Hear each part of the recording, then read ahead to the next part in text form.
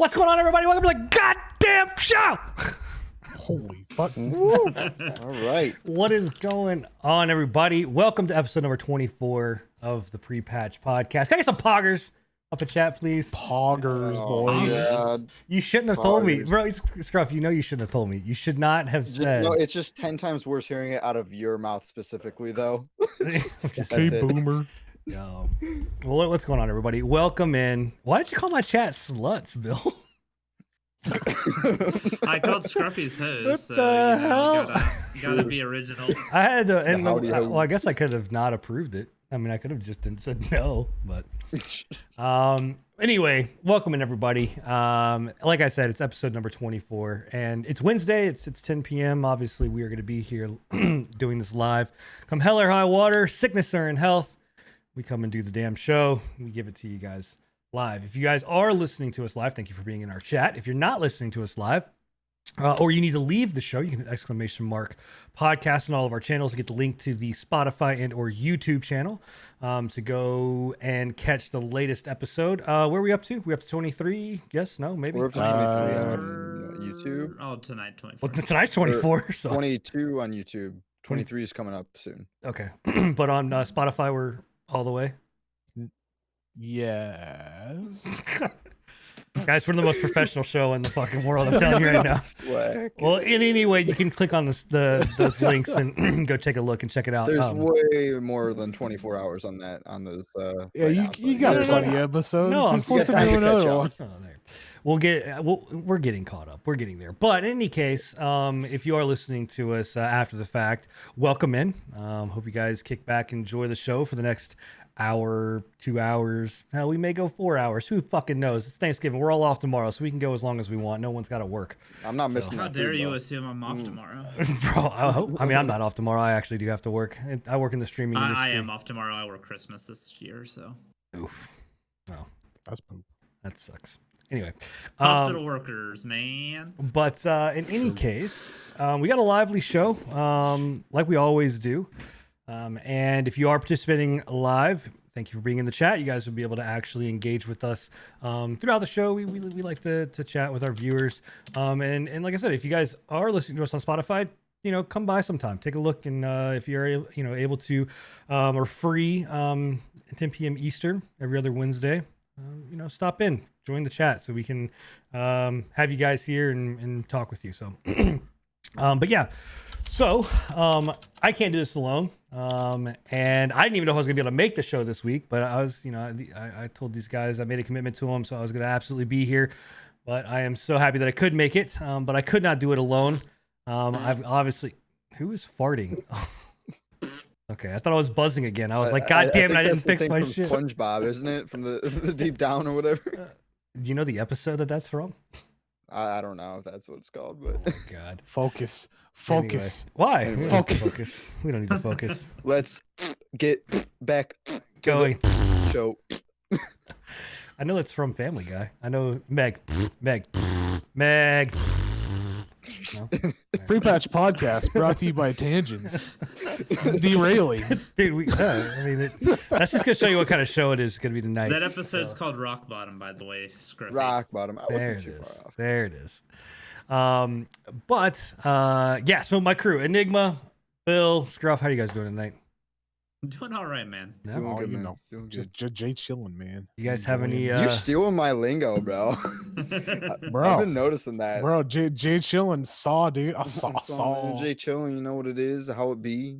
I had some ribs for dinner. I was telling these guys about them. Fall off the bone, perfection, boys. Nice. Hell yeah. So you were sucking some meat off a bone, huh? Hell yeah, bro. Oh. I ain't ashamed of it. Hey, man. You and Pork Chop need to get together and make some, delicious meats. You guys can suck man meat off of bone. Dude, us man, two I'll big join. boys. I'm sure we'll make plenty of good I'll get meats. some Gross. meat. Yeah, I don't know if you've seen the food the Pork Chop posts in the Discord, but holy shit. Oh, The worst part about it is the like literally, this is another tangent, another derailing, but literally the other day Luft was saying that I was the purest person. Luft, have you been listening to these podcasts? Like pure that's as a what? regular event. You're about as pure as Chicago driven snow, bro. So, I'm just saying, yeah, nobody on this show is pure. The purest one out of all of us is the one that doesn't ever show Not up. me. So, in any case, like we always do, we start our shows off with Twitch. So, Twitch co-founder, he left. Like, if any sign, if any sign this that, is one of 6 Yeah. like initial. This is the founders, original. correct? yeah, I think this is one of the originals. one of the first two that actually started Justin .tv. And then they obviously acquired the other 4. But he sent his farewell letter early this week, and was just kind of saying bye, and obviously he did the typical, was very formal, I very believe nice, in everything, and Very lovey-dovey. Yeah. Yeah, I just read it. Yeah. It was nice. It was well written, but yeah, by someone that was I was about to say, trying not to by the lose their PR millions of department, dollars. yeah, Like, right. this was not like, I look at it and go, if your company is successful, which Twitch makes money for him, and the company's doing well, which Twitch is not doing well in the PR perspective. We don't even think it's doing well financially with all the stuff that they're trying to push Who right now. knows? Yeah. Do you just up and leave? No, you don't. Right. So like, I just have a feeling, and the telling thing to me was that in his letter, he mentioned that he is off to go and venture forth into new territory, into new projects. And I'm like, you're going to start another streaming service, aren't you? Like, that's where I say, like, I think that he's going. Bringing Mixer back, baby. Yeah. I don't know. I doubt that. I would imagine that he's probably got a non-compete clause with his contract with him leaving. I mean, he doesn't have to. Yeah, Brime. He doesn't have. Brime's fake. I need everybody to understand. Brime is Yeah. fucking fake. Like, We Prime haven't heard time, anything boys. from Brime in like weeks, though, have we? Either No. like from their 14-year-old who's running that Twitter account. like, yeah, it's hilarious. And there's people that still think that that's real. Like, I that don't know. I don't believe it. still are asking for beta access, but like, please give me into beta. Anyway, I don't know if this guy, he could still go and he could have a non-compete and go still make a streaming service, but that is a paid service or something in the nature of like Zoom or something like that. Like, it doesn't necessarily have to be like Maybe a Discord replacement. yeah, That'd be nice. So, but I don't know. It's just, again, all of this stuff, like, this is, 2020 has been a shit year, but 2020 has also been a very shit year when it comes to like, just these companies. And I mean, I think that we're seeing the exodus of people kind of being fed up, right? Like, people are leaving Do you Blizzard. genuinely think this is due to what's the current Twitch higher up landscape, or do you think there was any legitimacy to I his honestly- reasons on I him have- just wanting to like do his own thing? I mean, Or do I'm you- sure do he you had a think lot it was of pushed. love for Twitch and everything, as he was like one of the founders, like the 2 first founders or whatever. But I mean, him leaving, that's got to be due to Twitch in its current state. I don't think he can be happy with how Twitch is going right now. we gotta pause. Did you just pull out OJ? Like, that was a fancy glass. What are you rocking there, Bill? It's just an OJ. What's in it? Is it got some champagne, some vodka? Just OJ, man. I was No, really just craving, OJ. craving Oh, some man. OJ. Okay. I get that. Yeah, I mean that's we've been talking about it a little bit in our personal and private. His OJ? We've been talking about his OJ. Oh my God!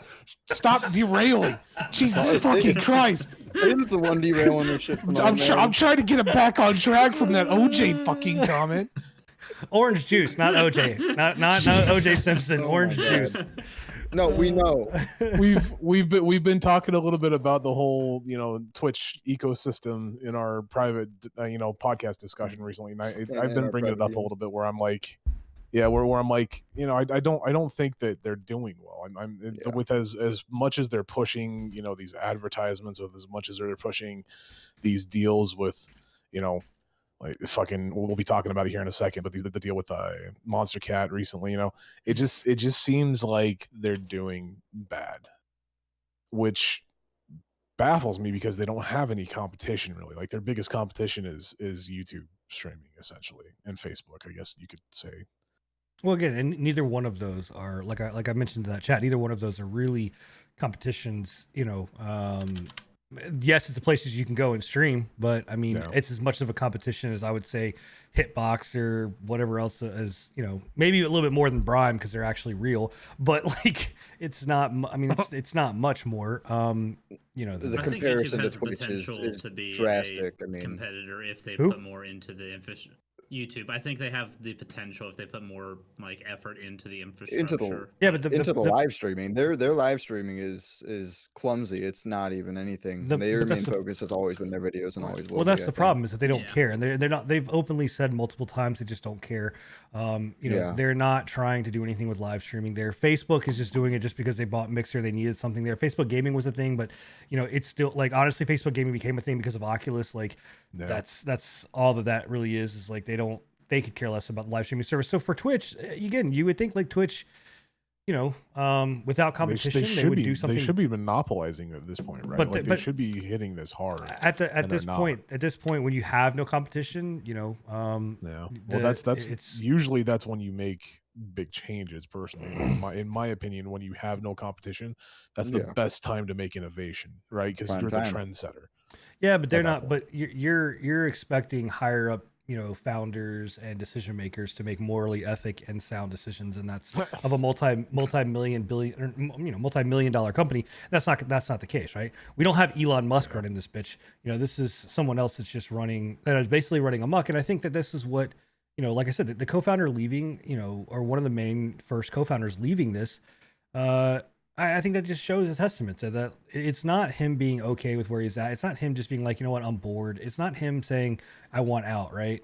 Because I have found a new love or new passion. I think this is him saying, I want out because you guys are driving this shit into the ground. I'm not really happy with where you're going. Jumping ship. Yeah, I don't think at all this is where he imagined Twitch to be going. No, absolutely not. And I mean, you look at like the DMCA issues. You look at the way that they handle banning systems. You look at how, we still don't know what happened with Doc. We still don't, you look at the way that they handled, Shroud and all of these guys and like where the landscape of Twitch has really gone. And just, I mean, honestly, where the landscape of streaming has gone, as someone that was around during the Justin.tv days, this is a lot different. Like this is not what different. This, in fact, Justin.tv it's like was the created. Gone. Well, Justin.tv was created as almost a stand up against stuff like this. Like, because YouTube did exist and it was coming around, Justin.tv was around whenever YouTube, was still coming up, and that was all kind of still happening, but YouTube was more advanced along the lines and didn't have live streaming, but Justin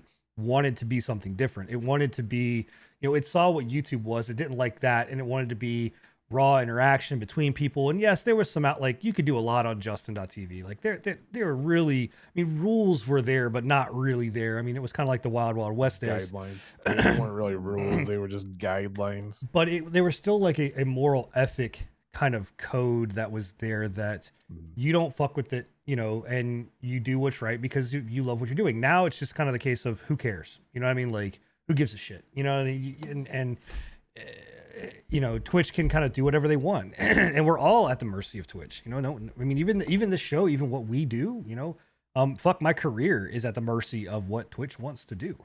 So it's really interesting. Are Twitch streamers the biggest users of Teespring right now? No. Okay. No, YouTube is still the primary source there for content creation and things like that. But what we see for merchandising purposes is that Twitch holds such a higher interaction and engagement because it's live versus being on a feed, right? So we see numbers that when a Twitch streamer goes live and sells their merchandise, that they will sell, 10 to almost 20 times from a revenue base than what a YouTuber of equal value would do. So, okay.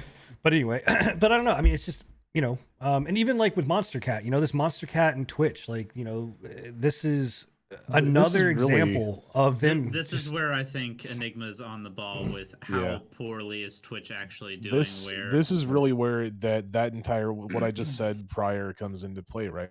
Because like I've been saying it even from before when they hit the DMCA bans the second time, that I was curious as to why they were doing that. Like what is the reasoning for them doing that and then pushing advertisements onto affiliates and partners, right? I was like, they're why are they doing that? They don't need it. They're forcing you to do it. It's been there. If you wanted to do it, it's been there for the entire time, but now they're forcing you into it. But this whole Twitch and Monster Cat, they just signed a new deal where, you know, Monster Cat is now the sole. I don't know if they're the sole provider, but they're not the sole provider. They're offering a just new partner, a new way for people to do music in general on Twitch. Which Monster Cat's a good content, you know, platform for DMCA less music, at least, which is nice. I've enjoyed Monster Cat in the past, but with them adding in the ability to buy affiliate with a $5 subscription, that's insane to me. Yeah, it really shows you like how much Twitch just doesn't care about the affiliate program and like just it's devaluing. It's devaluing the affiliate even further. It's not than even what it was. like right, because it already wasn't even a hard thing to get. To be honest, it wasn't a challenge, and like it might feel good or whatever. It's just a little goal, but it's only 50 followers, 3 concurrent viewers, which can literally be yourself, a bot, and your mom or something, and Granny, you know? Granny up in the corner going, "Timmy, and then, like stream like why 7 did you days swear?" or something. I mean, they really just are throwing it down like affiliates or nothing. Go ahead. I know, Bill, you were about to say something. It's not. Yes, it's devaluing the affiliate, but I think the true motive and what Enigma has hit it on in the past is it's bringing more ability for them to monetize live streams through running the ads on the affiliate 100%. streams. Yeah. Oh yeah. So which is a fraction, which is a fraction of ad revenue anyway, because most of the ad revenue comes from the big boys. But so Twitch must be losing money because they have to be pushing. So I'm gonna play devil's advocate here, okay? And do what I do best, which is, I think I'm gonna disagree. I'm gonna disagree with you guys. I think that you're looking at this as Twitch coming and being like needing the money. Twitch coming and being like, oh, we need this, right? And I see it the complete opposite way, right? No one is going and signing up. Twitch doesn't need users right now, right? They're not losing user base left and right. In fact, actually, if you look at their last their Q3 numbers, their actual user base has almost tripled in full as people that are actually live streaming. They don't love COVID, man. They don't. This is not them playing and saying, "Hey, we need cash." I actually see it the opposite way. I see this as Monster Cat being like, "We need to push our service. We need to push this buy-in service because out of just test. In fact, in chat can engage too. Please, someone in chat or people in chat and you guys in chat, give me a 1 and you guys raise your hand. Enigma say I if you're paying for a Monster Cat subscription. Did you even know that Monster Cat had a subscription service? I did know they had a subscription service. Okay, so you knew they had one. Did either of you guys know that they had one? No, I barely remembered Monster Cat as a thing. So neither did I know that Monster Cat was a thing. And I didn't know that, or I knew that Monster Cat was a thing. I didn't know they had a subscription service. But yeah, they started it over on Mixer. They started their subscription service over there when they were pretty much the sole like audio streaming on that site. So and what all I'm saying here is that nobody knew that existed. How many people knew that Twitch existed, right? Like Twitch obviously is known, right? So for Monster Cat, they gain way more out of this than what Twitch does. Like Twitch is like, yeah, okay, cool, we can get the DMCA stuff all far back. I think what this does for Twitch, and this is where the mindset for people that were, making decisions at Twitch were like, oh, this is just an easy out, versus taking the right route and actually the path that they should have done. They just took the easy way out, which was just like, oh yeah, cool. You want, DMCA? Just buy, a subscription to Monster Cat, and we'll throw an affiliate. So it's not like Twitch is being like, oh fuck, I need money. Was just a throw-in? Yeah, absolutely. I think the affiliate was a throw-in. I think that they said, hey, we'll sweeten the deal with this and say, you know what, you guys can get affiliate program, and there's a good chance that it'll boost your numbers, Monster Cat. And Monster Cat was dumb enough to take the bait and be like, yeah, great, that sounds great, yeah, of course, not realizing the backlash that's going to come from this. But like it goes in there to say, hey, you're going to be able to have music that is DMCA free, that is done, via Monstercat, that you're going to get this, a subscription, you're going to get their service or whatever else. And then on top of that, you're also going to get affiliate program on Twitch. Congratulations, right? It just shows to me the moronic leadership versus them being like, oh, we're money hungry. Oh, we're in a bad spot. Oh, we need shit. This is just them being like, oh, we're in trouble.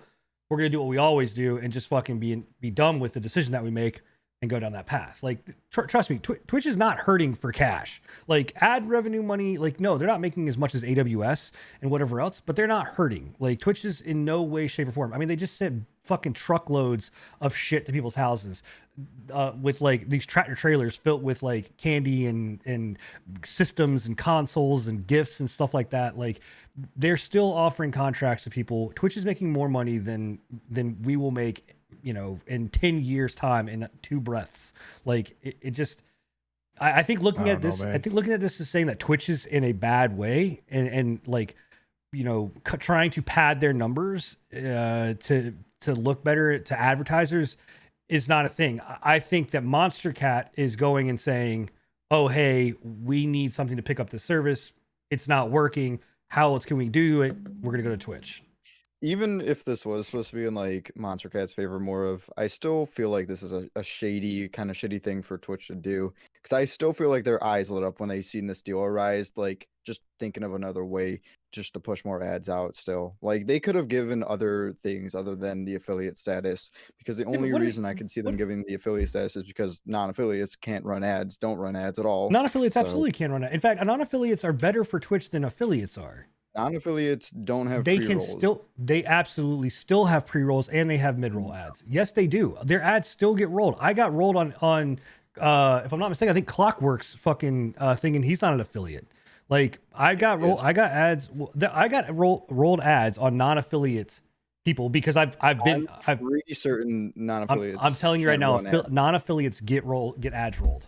100%. If maybe they don't get mid-roll ads, but I guarantee they absolutely 100% get pre-rolls. Yes, they do.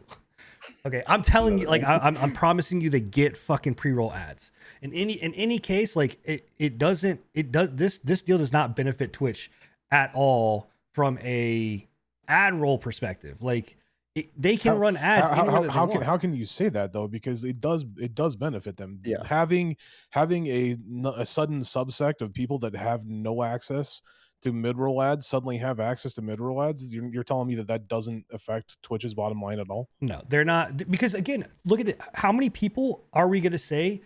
Let's even be super fucking generous. How many people do you think they're really going to get out of this that are going to go into Monstercat, pay $5 to get affiliate? I don't know. That's the point. That's the point that I'm trying to make, though, is that with the current state of Twitch and with the current state of the DMCA situation that's going on right now, you have 2 options for music on Twitch right now. You can either go through the music that Twitch provides on their stupid fucking whatever the bullshit is that they have, the streaming service that they have, or you can go with Monstercat, which people do know about Monstercat. Just because you don't know about Monstercat. No. I know about Monstercat. People they don't know about Monstercat's subscription service. But that's the point. So now that they have a fully advertised and fully backed Twitch subscription service that not only gives you music to stream on your streams, which is not bad, but it also gives you the affiliate fucking part, or the affiliate program. How why would you not? It's fucking $5 for a month and you've got affiliate status. Yeah. Right. But does that affiliate status stay? Do we know? I'm sure it does.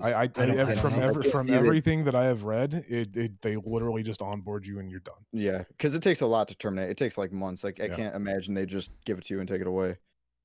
So they could. They ban people for a lot less. Yeah, but like they probably won't, because they're getting ad money and ad revenue. But okay. But the fact that I'm trying to make, right, is this, like, even if there's a couple 100,000, if that, let's be generous, right? A couple 100,000, being very generous. Even 100,000, even 100,000 people that fucking pop onto that, right? That's $5 for 100,000 of those people. I don't know what kind of revenue split, if at all, they have with these guys, because I'm sure that they've somehow got they're getting their own money from that, right? Who, that's Twitch? A ton of Twitch. That's a ton of people fucking coming doubt on it. board on the I doubt that they're getting any kind of revenue split from that. I think that because again, the unless that there is an upcharge for Monster Cat, which again, I don't know Monster Cat's subscription service, what it was prior to this, but if it was still the $5 a month and it stayed the same, which I have a feeling it did, right? I don't think that it was like $3 a month and they went up to $5 a month. I think it was $5 a month. So I don't see Twitch again. I don't see Twitch going in and being like, yeah, we want a cut of this. I don't see, and I'll give you 100,000 people. Fuck it, I'll give you 200,000 people sign up for this, right? That's 200,000 more affiliates. That's great, right? But again, when you're talking about ad spend from a major company, and again, I say this and I don't say this to like brag or dust my shoulders. I just know it because this is the industry that I work in. Like ad spend revenue, they don't look at the fucking small, like us. They don't look at me. They don't look. I can tell you right now, ad spend for Twitch doesn't go below about, I would say realistically, 1,000 viewers and below. And even at that, that's still like whatever. Like 1,000 CCV and below is a Twitch doesn't even like tip their hat at, right? When you're talking ad spend revenue, you're talking about accounts that are holding 5,000, 10,000, 20,000 above. That's where you're going to go to them and go, hey, cool. Coca-Cola, you're going to get this many eyes on that. Yeah, you're going to get the lower guys too. And you're going to get 100,000 people, or not even 100,000. You're going to say there's going to be 100,000, 200,000 people that are affiliate program that have one viewer or less, right? My channel, I got 3 viewers in my channel right now. Twitch doesn't give a shit. They're not pitching me. They're not pitching me and saying, oh, three people. They're going to go and say, hey, we've got 4.5 million people that are doing this. And that number is not going to drastically go up. They may go and say, hey, you're going to have now an extra million people, right? But realistically, they're not. That number has already been included. This is a play on Monster Cat's end more than it's a play on Twitch's end. Twitch's out was that this was a way for them to get around the DMCA bullshit. That's how Twitch played this. Like, I think people I 100% agree with you on that. Like this was their way out, their easy way out for not having to pay DMCA licensing fees. Right. And let me be very clear to people in chat and people that are listening that are like, oh wow, Sin's all of a sudden like suckling at the Twitch teat. No, I'm not. I'm just saying I'm looking at it from a realistic perspective. Yes. I've got the co-founder over here waiting for his he got a deal yesterday. Yeah. I'm exclusively on Twitch, guys. I'm getting paid. They're paying me $50 a month. It's great. Even if we say like Twitch like isn't struggling or anything, I still have no doubt like that they still wanted to take this opportunity, because like even though like it's just a little bit of ad revenue or whatever it is, pity change to them, there's countless other things they could have done to, right, but it's the easy way. It's the easy way out. It's the easy way out, yeah, because they could have gave bits or anything. Like they had this one Samsung deal where if you linked your account with like Samsung, they gave 1,000 bits. That got botted to shit and everything. But this is different. This is a $5 subscription. They could have just gave like 1,000 bits to people who subscribe $5. Right. They could have done countless other things. But what I'm saying is people need to be pissed off at Twitch for the right reasons. Like be pissed off, because if you go with an unfounded reason as to why you're mad at Twitch, like Twitch is just going to go, we didn't do this. Like we didn't, whatever else. And essentially that is what's kind of happened. Like a lot, like if you see the backlash that Twitch has gotten, and again, let's 100% be honest. Twitch doesn't give a shit. Like, they just don't give a shit. They could care less. They're like, again, they're just going, what are you going to do? Where else are you going to go? Nowhere. Okay, great. Good. Bye. Next one. Like, where's the skit from fucking LL Lance? Like, where's that skit at? Like, let me just see that one, and so they don't care. But if you're gonna go at, if you're gonna be pissed at Twitch, be pissed at them for the right reasons, and understand Twitch did not go to them and say, we need to make this deal. This was Monster Cat coming to Twitch and saying, hey, here's what we can do. And Twitch going, oh, you know what? That'll solve our DMCA issues. Yeah, sure. Go ahead. That sounds great. Right. And that's what they did. And I guarantee you that we won't hear about Twitch's DMCA stuff, about them like in that fucking love letter that they did 2 weeks ago about being like, oh, we're going to try to find a way around it. We're going to look at talking to record labels. They're not going to do shit. They're not going to do anything. Like that's now because of this. That's not what's going to happen. They're just gonna be like, oh, well, if you want out of the DMCA stuff, go over to Monster Cat and buy their subscription service. And I guarantee you that, yeah, maybe if Twitch still keeps getting in hot water for it, then what Twitch will probably do is be like, we'll throw a partner in there too now. Right now you can get mad at, now you can get mad at Twitch for saying, hey, you're not solving the DMCA problem. You're just saying, hey, we're going to throw a partner. But I'll tell you right now, guess who's going to go sign up for a Monster Cat subscription for a month? Like, I'm gonna get that little fucking check mark by my damn name. I'm telling you, man, it's gonna be like a 9-month subscription period. Everybody in chat's gonna be check marked. Everybody will be check marked, which I think this raises a bigger issue. If this is Twitch's play, right? And this is where I would say, you know, to kind of debunk you guys a little bit on this. If this was Twitch's play, right, and Twitch really wanted to go after an ad revenue spend, you fucking partner everybody. You don't fucking, you affiliate and you partner every fucking body. You make everybody an affiliate out of the gate and you partner them as soon as they hit affiliate status. As soon as affiliates, you get to the affiliate level of whatever that is, partner the shit out of them. Now you can go and be mad at them and saying that that's an advertisement play, because now you have at that point been like, cool, we now control you. Like, you have the partnership status, you get the emotes, you get that whatever else. There's a lot of stuff that comes along with the check mark that doesn't with affiliate program. I just want more emotes, man. I just want that big dick emote wall. You know what I mean? Yeah, like, I'm still personally I'm still personally of the opinion that if they're not hurting, they're hemorrhaging. Maybe they're hemorrhaging money of some sort.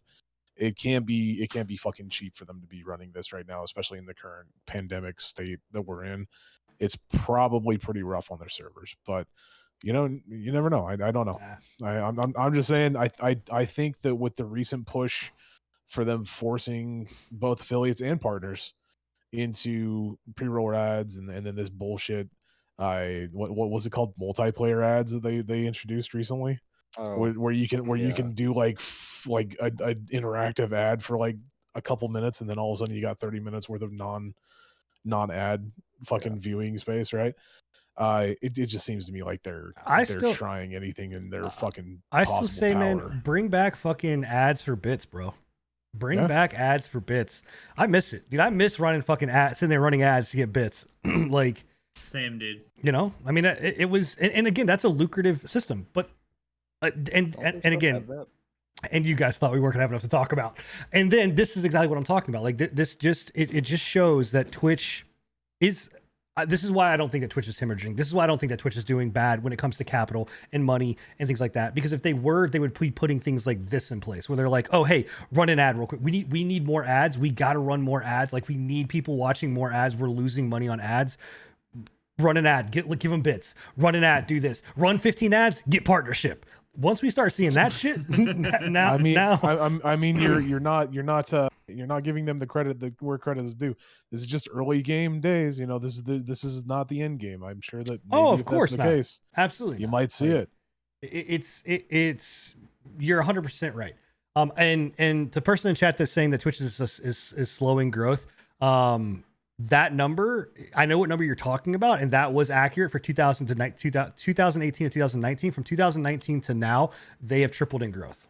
One of which obviously is Mixer fucking taking a shit, right? Yeah, I mean, but they've also, at year 2020, and I think April, they saw an 8-time spike of their April numbers. I have the number. I can show you the number. Well, you've also got Mixer shutting down. You've got the pandemic. Everybody's home. They're not working. It's a very strange year for growth when it comes to like content creation. Yeah. Is it sustainable though? No. I don't think so. No. Drop in I think it's going to drop as soon as the pandemic is over, and as soon as we have a fucking vaccine and people are back to work. I think it'll drop. I think you'll see viewership drop. I don't think that you're going to see. I think you'll see a little bit of user drop. Like, I think for someone like Twitch, this is they are the villain in the back going yes, right? They've now got the hook. Everyone's like, oh, I could fucking live stream. I've never done it before. This is easy, right?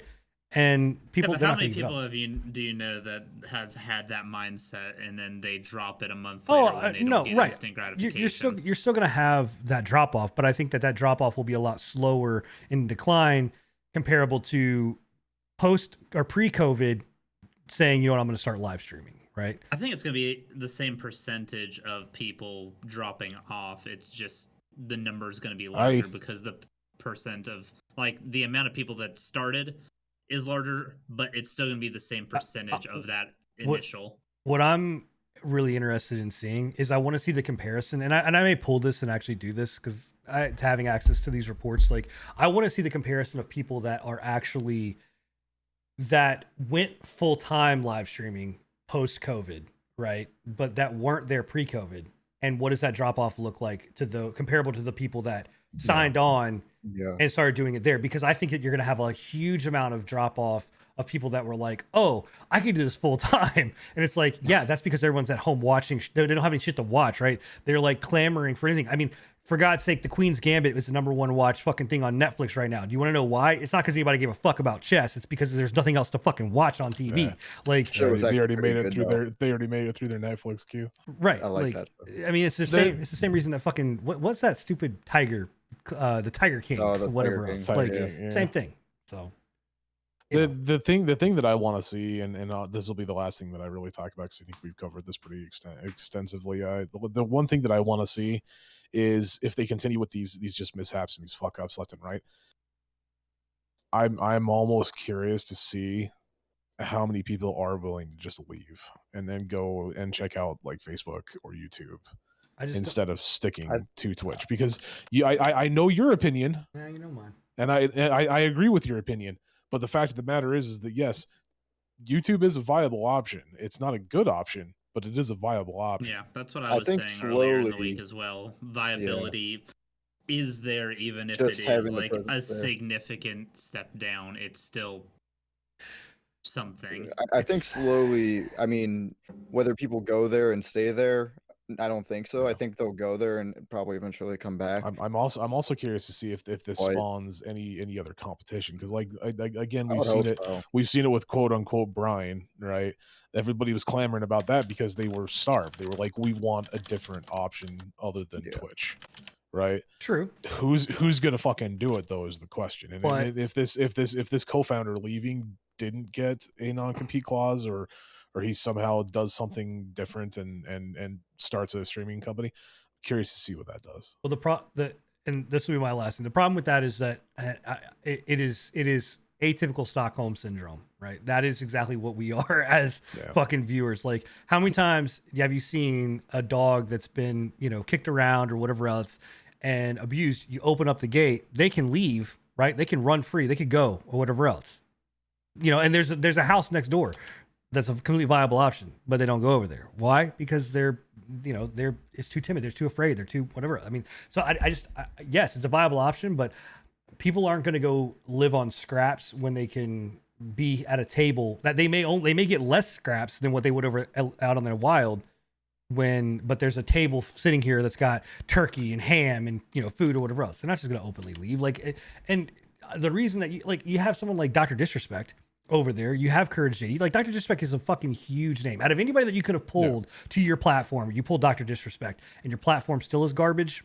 Like, I can tell you right now, the moment that if Dr. Disrespect could come back to Twitch, he absolutely would. Like, I don't know, like, all legalities, whatever bullshit aside, like what happened, but like if it was like some crap, he went over there and just to see or whatever, like, he's not staying. The moment that fucking shit comes back, he would come back. I guarantee fucking to you he'd come back. That's why I was saying, like, anyone I think would just go back to Twitch, even if they wanted to check out Facebook gaming and YouTube, just out of curiosity. It's got to be something. I don't think they'd last more than like a month. It's got to be something. When you look at people like Ninja, I don't think that Ninja came back because of his love for the fucking site. No, he came back for that. But it would be the same reason that Dr. Disrespect would come back. I'm not talking about big streamers. I'm not talking about the big names, right? I'm talking about the smaller guys, the mid-tier streamers that are getting fed up with the fact that they're getting forced to do fucking mid-roll ads. The fucking fact that every fucking day there seems to be some sort of new transgression or new drama coming out from Twitch, right? The people that are getting fed up with that were being fed up with that when Mixer was here and were considering leaving from Twitch and going to Mixer before Mixer shut down. Those are the people that I'm curious to see what happens. But come on, bro. I mean, we have people that still buy COD every single year, and guess what? Black Ops came out this year, and people still bought it, right? And they know exactly what COD is every single year, and we get fed the same shit every single year. But we got zombies back, and guess who was one of them that bought it? Me. But we got zombies back, Sin. I know we got zombies back. We went an entire year without zombies, Sin. What are we gonna do? Actually, the zombie mode is actually legit. It's probably the best thing. It's actually I wouldn't say it's the best. This game feels to me very good. You guys, I'm just gonna stop real quick. You guys like that transition though, right? Like I know I'm fucking it up right now by saying like you guys like that transition, but that was a good transition though, right? Like just keep going, Sin. You're doing fine. You get a cookie. Yeah. But in any case, like yeah, I mean, Zombies is actually really good. Like it is very good, but the game itself is actually, I think, very good. I played Modern Warfare and I liked Modern Warfare. I liked the regular gameplay of Modern Warfare. I liked Warzone for a little while, but like I think honestly Warzone's probably, I don't know. I don't want to say it's like one of the like a I think you're burnt out on BRs personally. Yeah, well, I think the nature of BRs has become something where it's just like, nah, like it's like the survival genre. Yeah, right? it's like survival. Yeah, it's like DayZ and the zombie survival games that literally everybody and their fucking moms made a copy of. You know, we were talking about this. Me and Scruffy were the other night. I pointed it out on Steam. It's the exact same thing that's going on with Among Us clones, right? Mm-hmm. Among Us had this huge fucking popularity, and all of a sudden now you're starting to see fucking Among Us clones on Twitch. Among Us clones, Phasmophobia Steam, clones. Yeah. You see one game pop off. How you gonna clone a bad game? All hell goes loose. Every other company wants in on that pot. So the thing that I see, and people are saying it in chat, and I do want to address the thing that I see that people that get pissed off about this Call of Duty, it's not about the fact that there's only 8 maps right in the game, which I have no problems with. It gives you time to learn it. They're bringing out new maps. The maps are free. Stop bitching.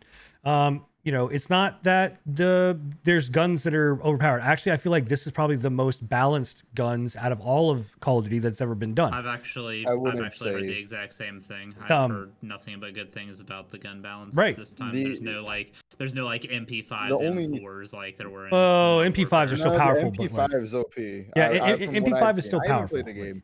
The MP5 and the snipers where'd you play it at? Like, what's up? Where'd you play it at? I said I haven't played. Oh, I haven't. I thought you said you did play it. Yeah. No, he got offended by that, man. It was like, what? He didn't play with me. Played with me? It's because I don't have agent in my name. And the snipers, they feel like they need a little. I love sniping and everything, but that game, like, it's brutal. My dude. Snipers need a little work on like the flinch mechanic. But what I'm saying is that it doesn't. There are certain times, like with Modern Warfare, it got to a point, and I'm gonna sneeze.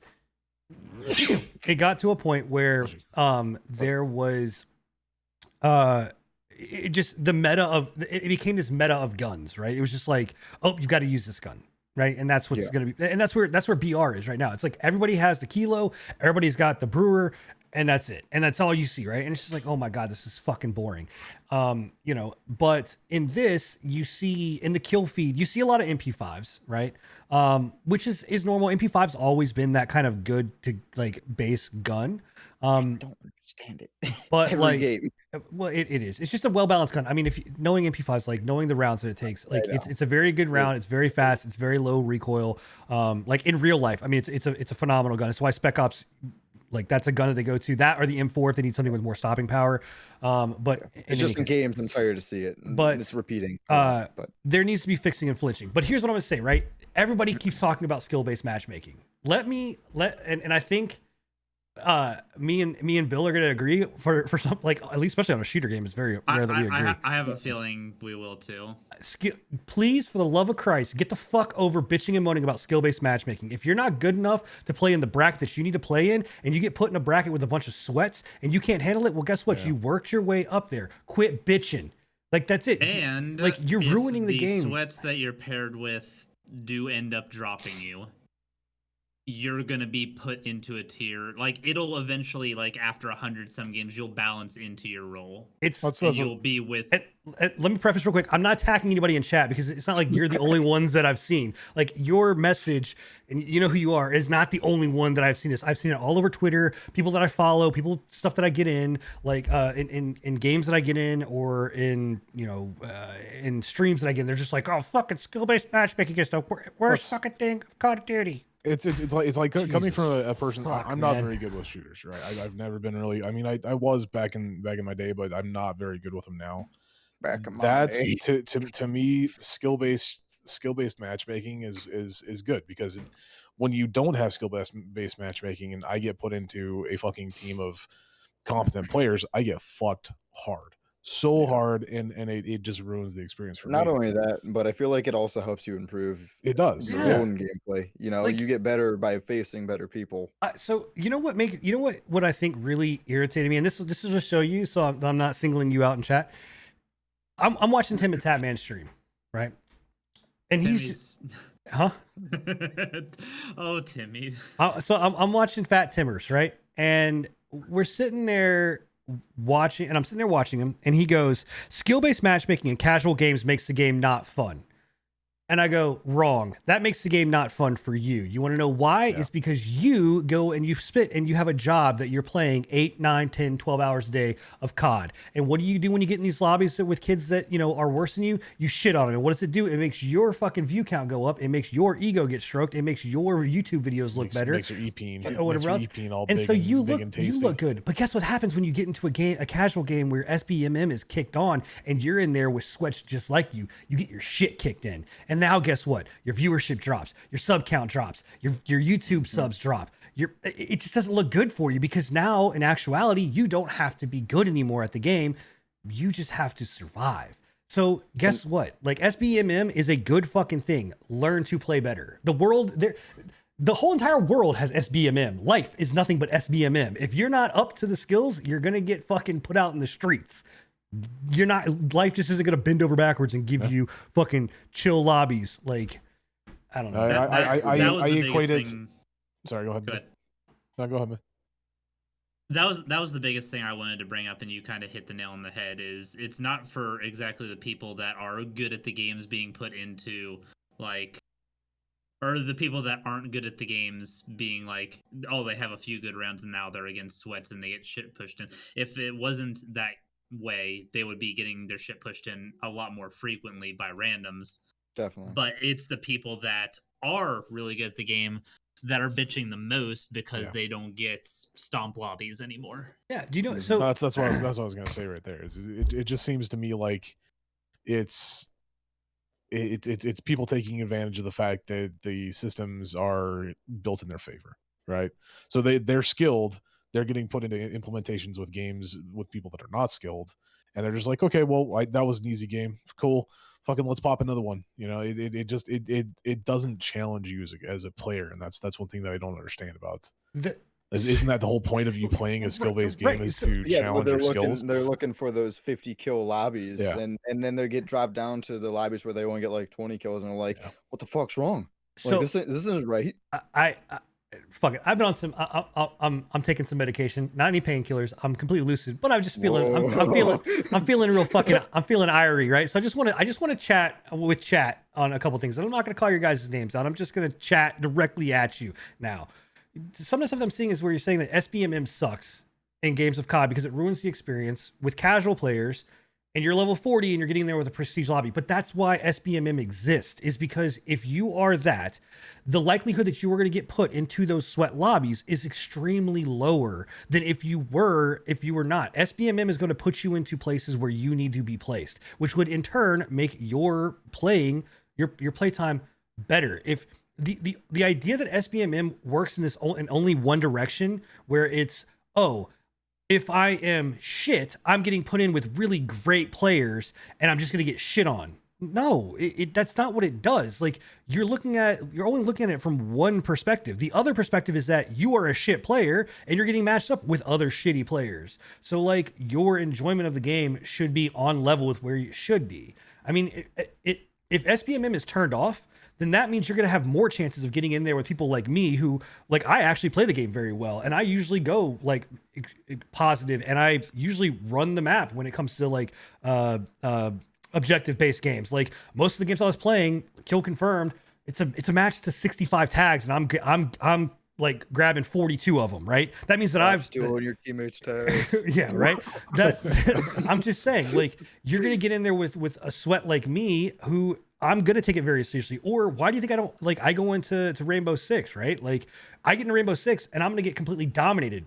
Well, I'm not gonna want to play the game. Like, and guess what? I don't play the game because of that. Like, so, and I know I'm assuming Rainbow has skill-based matchmaking. Yes. In casuals? Yeah, it does. Yeah. So like, it kind of fluctuates based on your team setup. Right. We had these platinums, situations. It tries to average we had this kind of situation when we were playing what was Insurgency Sandstorm recently, right? Mhm. Like because I'm pretty sure, correct me if I'm wrong, but I'm pretty sure that they do have skill-based matchmaking in Insurgency. Yes. But I was getting placed because you guys were higher level than I was getting placed inside of skill-based matchmaking lobbies with higher tier people, getting completely slammed, and I fucking cannot stand that game right now. Will not play it because of that. Right. So like you're if you take out SBMM, right, you ruin the gameplay for everybody. Like you should be getting put into lobbies where you should be getting like it's an even field, and that's what SBMM does. No. The SBMM, like everybody bitching about taking SBMM out, only works in one way, and it works for people that are higher ranked. Like you saying this shouldn't be in the it shouldn't be in casual. I remember like, when I was growing up and I was watching my cousin play Modern Warfare 2 on the Xbox, and he would cackle out loud every time he got into a lobby and saw a whole bunch of green names. He called them the greenies.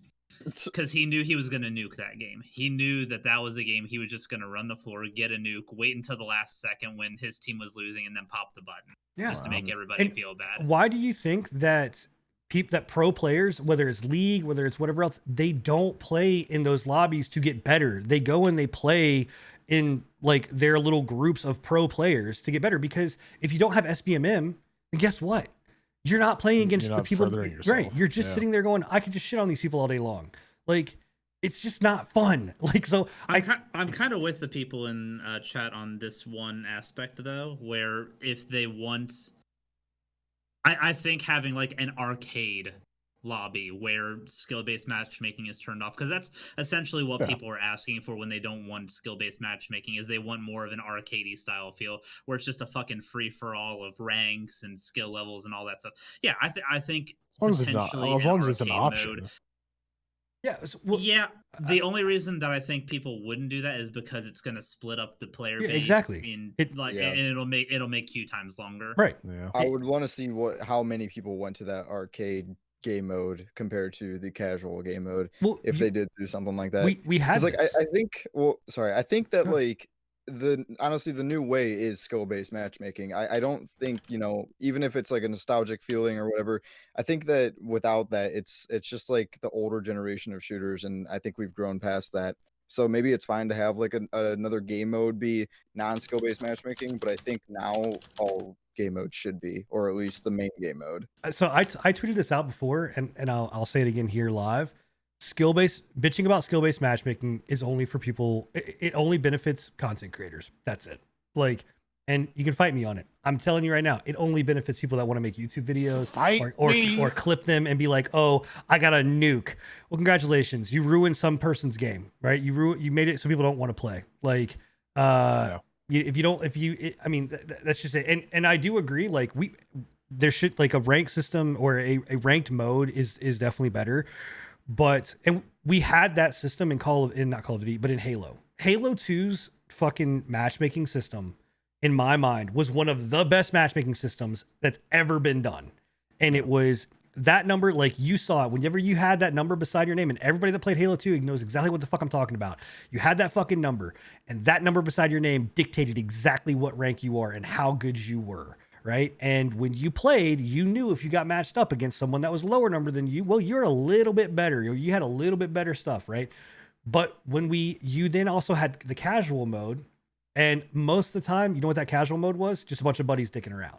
Right.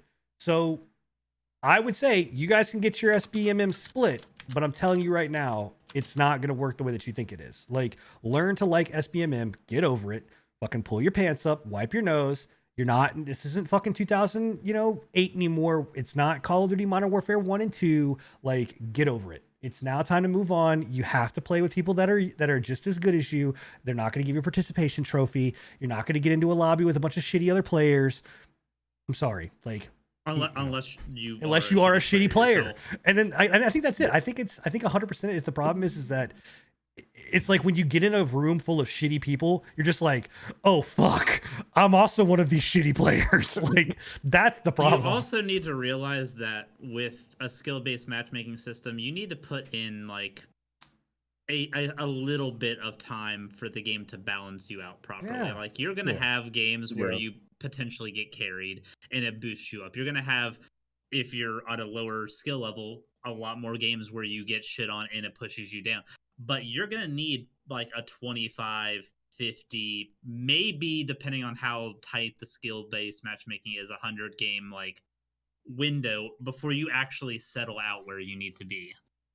Right. And I think that's the biggest argument with skill-based matchmaking is people see that it's a thing. They go into their first like 5 or 10 matches, get shit on. They're like, oh, it's just pairing me with triple prestige, blah blah blah blah blah. Right. And also too, it also depends on who you're playing with. Like, just like Enigma said, like when you're playing, if you're playing with us and we are a higher level, well, guess what? You're gonna get pulled in the higher level lobbies. Like, and now it's like, okay, protect the infant. Like, let's go protect Enigma. Like, there was no protecting, dude. No, we just let you die. There was absolutely no. Like, I was getting fucking die. sniped from clear across the fucking map, and I didn't know how. Right. I was just like, okay, I don't know where that fucking came from. Sin's over here fucking killing like 80 people. Fucking Scruffy's in the back popping people from like 80 miles away. I'm in the middle just getting fucking shot. I don't know what's going on. I'm done. And with that, I see no better way of getting better than getting thrown into the deep end. You got to get thrown in with the sharks, man. You know how, I mean, you know how my dad taught me to swim? He threw me in the fucking deep end, and my mom was like, oh my God. And he's like, he'll come up. Don't worry. Yeah. He'll come up. He'll figure out a way to get up for air. A little bit. You know. Yeah. So I'm just saying. Like, and also, like, having skill-based or non-skill-based matchmaking, as a decently competent shooter, I feel like it's just boring at a point when you're just stomping lobbies left and right. I don't get much satisfaction out of that. I actually like to be skilled up against. Scruffy likes to get his hair pulled. He likes to get spit on every once in a while. You know, like it's around. Fun. It's fair. I feel like there's the enjoyment out of like a satisfaction of killing somebody who's been kicking your ass. I'm like, yeah, fuck you, dude. Yeah. The only thing that I can say though is like on the flip side, I do play like Monster Hunter World where it's just like you either fucking learn or you die, and I don't understand why I enjoy that over fucking maybe first person shooters. I don't know. Maybe Bill, maybe there should be like a skill-based system inside of the AI for like Demon Souls and for Dark Souls and for Hades and roguelikes. That just Resident Evil 4 had something like that. That's actually shitty. If I played Hades and got my shit kicked in the game was like, oh, we're gonna make it easy for you, I'd be like, Resident Evil 4, yeah. Depending on how often or how little you died in the game, it would actually add like more mobs to areas to like increase the difficulty on you. If you started dying more, it would start pulling mobs away. It was really ahead of its time, and not a lot of people know that. I remember OG Gears. I like OG. We're talking about OG Gears of War, man. Like and that's where I'm like, man, I don't know what happened because I was fucking good at Gears of War, man. Like I was in competitive teams at Gears of War. Back in my I don't know what the fuck happened. I got old, I guess, but no, I think Gears evolved in a lot because I remember OG Gears too, and like there was a point where like, well, and I think this is with any game, but I think with COD it's a little bit different. I think COD's a little bit more of like a gradual thing, but like, I think games like, and I would say even Halo has a lot of that steeper like kind of jump up, but you have that level of like being good at COD or at Gears, and then there is a point where there just something snaps and it goes whoop. And it just goes straight fucking up, man. And you're talking about people like you watch like professional Gears players, like old school Gears players, where it's just like wall bouncing and fucking just like shot. I mean, dude, you're sitting there, you're like, this is insane. Like, this is crazy to watch. Fucking sprint shotgunning from the fucking corner. Yeah. No, it was insane. So, you know, but in any case, like we digress. What I say about Black Ops is like, I do think that it's in a very good place. The maps, I think, are some of the most well-done maps that's been out there. There's only one map I really don't like, and it's it's the Sandstorm or Dune maps. Not Sandstorm. It's like the Dune maps. I don't know where, but it's looks like a Star Wars map. Yeah, it's all outdoors, and there's some internal stuff, but it's really rough. But like from a spawn situation, from like a weapons feel situation, the way that they build this, they build that your character builds, the perks, everything. I think it's a very well done game. Like I would actually say I think it's better than Modern Warfare, and I really liked Modern Warfare, but I think it's a very well done game. I think the multiplayer is extremely well done. I like the modes. I do wish they would have brought back Cyber Attack. I really liked Cyber Attack a lot versus they have, what is the mode now? Oh fuck. I forgot the name of the mode. Control, I think, is the name of the mode now, but it's like you have a certain amount of spawns and you're it's like Cyber Attack, but instead you have a certain amount of spawns. And in Cyber Attack, it was where you had one life, you got killed, you could get revived. And this one, you just have waves essentially. Can I just say, like, I don't know what it is about this game, but like the running and the sprinting animation seems so off. Like it seems so slow. I don't know. It's like Enigma chasing the turkey for Thanksgiving or something. Like I don't know what it is. What the hell? It just looks so weird. So the thing about COD or the thing about this one that's different than the Modern Warfare is Modern Warfare had a like double sprint, so it had a run and then it had a sprint, right? So you ran and then you could sprint burst. So that's a little bit different, right? Well, it's not yet. Like I know, like I'm not no. comparing This it is to, like the double. This sprint. is slower. This one just looks funky. Yeah, it's slower, but it doesn't look like it's set at the same pace of how fast you're going and how fast you're actually like supposed to. So here's the thing about it is that it's off. A lot of people don't go in to look at the details because they're typical COD players. They're just like, oh, I'm gonna just attach this attachment, like more attachments, attach it, right? But in this, they actually did something which I think was smart. And there, if you click on details, you can actually see exactly how your gun lays out, and there is a option there for speed. And like the more shit that you're putting on your gun, it actually is lowering your speed. So you actually will be slower. So like I run my MP5 with all the attachments I can possibly add. Plus, you would be an MP5 try hard, dirty dude. I love my well, MP5. Even if that's the case, it's still slower. It is slower. It is slower, but I don't think they changed the animation of running compared to how fast you're going. I think they just have a set animation, and they just change how your placement pretty much. Oh. That's what I think throws me off. Oh. But it's just a little detail that I've noticed. Yeah, it's not a bad thing. The thing that puts me off, and the reason I liked Modern Warfare a lot, was it seems like they've decreased that TTK again, or increased the TTK, so that it seems so I would say that it seems more arcadey. It seems more akin to what you would expect from from a Call of Duty. Yeah. I feel like Modern Warfare went a little bit like, obviously it's not like a war sim or anything, but it had more of a realistic like TDK where bullets had more of a punch. This one seems like I almost go the opposite into people a little bit more. Yeah, I almost feel the opposite. Because I feel like in Modern Warfare there was you run the MP5. Oh my god. I feel like in I also ran the Kilo in fucking mod or call it Modern Warfare. So in this I see less of a situation of where people are just like completely like destroying, like you're just seeing a kill feed of just like boom boom boom boom boom boom boom boom boom, right? With a gun.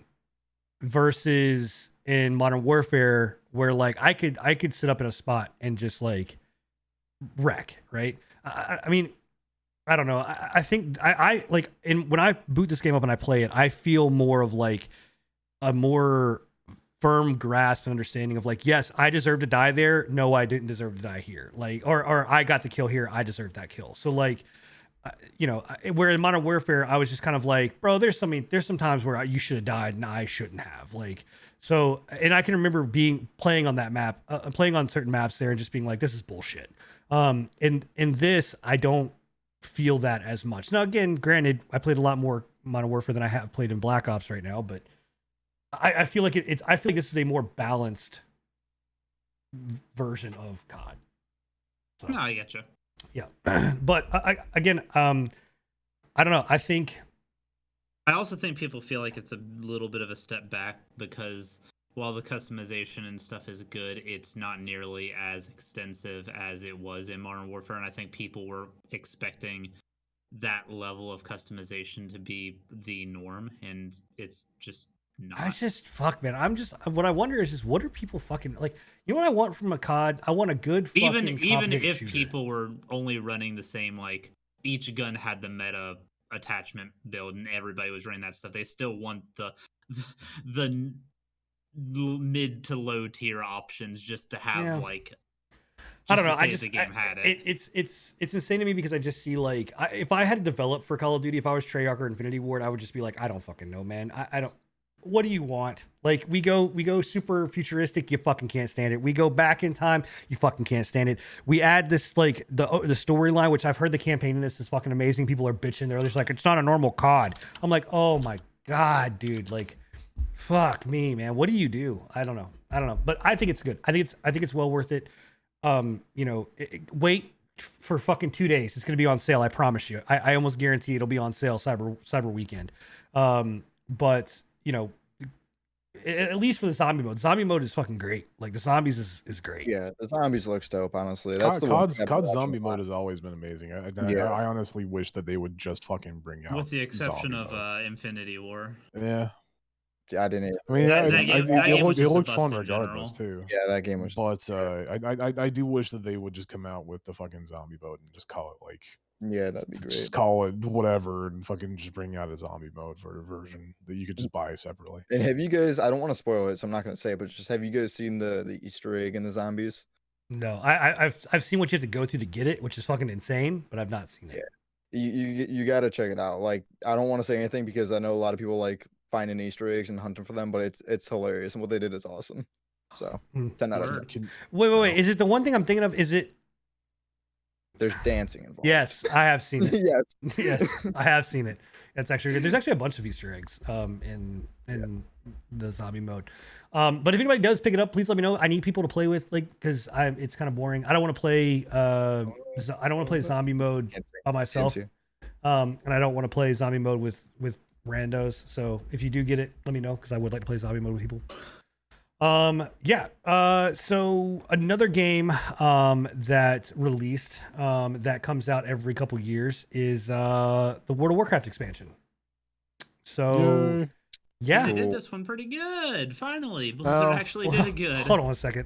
Let's not just we haven't fully fucking seen that. We've had 2 days of it. 2 days. Cool. Shadowlands. So it is. What are your guys' feelings so far? So obviously Bill loves it. You know, he's dumping multiple hours.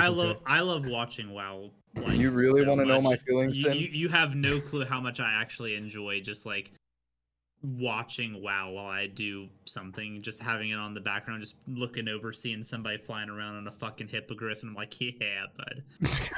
Can I just say really quickly, and I don't know if I'm the only person that has noticed this or not, but the flight system in the new area, when you like go from one area to another, it looks like you're riding on a mythical fucking sperm. You're talking about that armor. Oh, you're talking. Yeah, I know what you're talking about. Yeah. There's that mount is real weird looking. Where I'm like, should I ask them if they're riding on a golden plated sperm, or should I not? Real weird. I don't know if that's a good option. They better win that race. To me, I think it's 100% of just being like, I don't know, man. Just take that and throw some fucking gold armor on it. That looks good. All right, cool. We're out. Like, cool. No, Scruff, I do. I want to know your opinion. Okay. All right. I've only seen a little bit of it. I've only watched a couple streams and everything, but honestly, like, the lands and everything looks super dope. The whole setting and everything, like you were saying, that like floating area or whatever with the sperm thing flying around, looked cool. Looked pretty neat. The mounts I've seen a few of, and they look actually pretty dope. If I'd play the game, I would probably want them, but I don't. There's like a frog or something. I would want that. And that's pretty much as I see. And I've seen quests and stuff, but like, I'm pretty mindless when it comes to those games, so I don't really watch the quests and what they're about or the storyline. Nobody watches the quests and what they're about. They're all fucking mindless. Honest looks. So looking hot. Don't worry, they're gonna fuck it all. They're gonna fuck her all up anyway, so it doesn't really matter. Yeah, they and like with me, I've watched graphics and Crovid. They did a big stream on release day. Crovis, my bad. He fucking changes his name or whatever. But it looks good. Like it does look good so far. I haven't heard of any like huge game breaking bugs. I haven't been paying as much attention to it because the actual expansion hasn't interested me all that much. But I'm hoping maybe they released okay, semi decent fucking expansion for once in 2 years, 3 years, 4 years. Fucking longer than that. Since Legion. I mean, Legion was the last expansion that I actually enjoyed.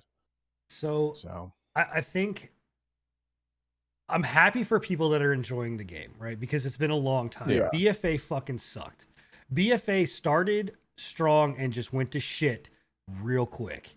And that's what I fear that this will do as well. That like, right, it's gonna be. I know that you're already not gonna like it because they went back to the whole lovey-dovey horde and Yeah, I fucking hate that back shit. holding hands.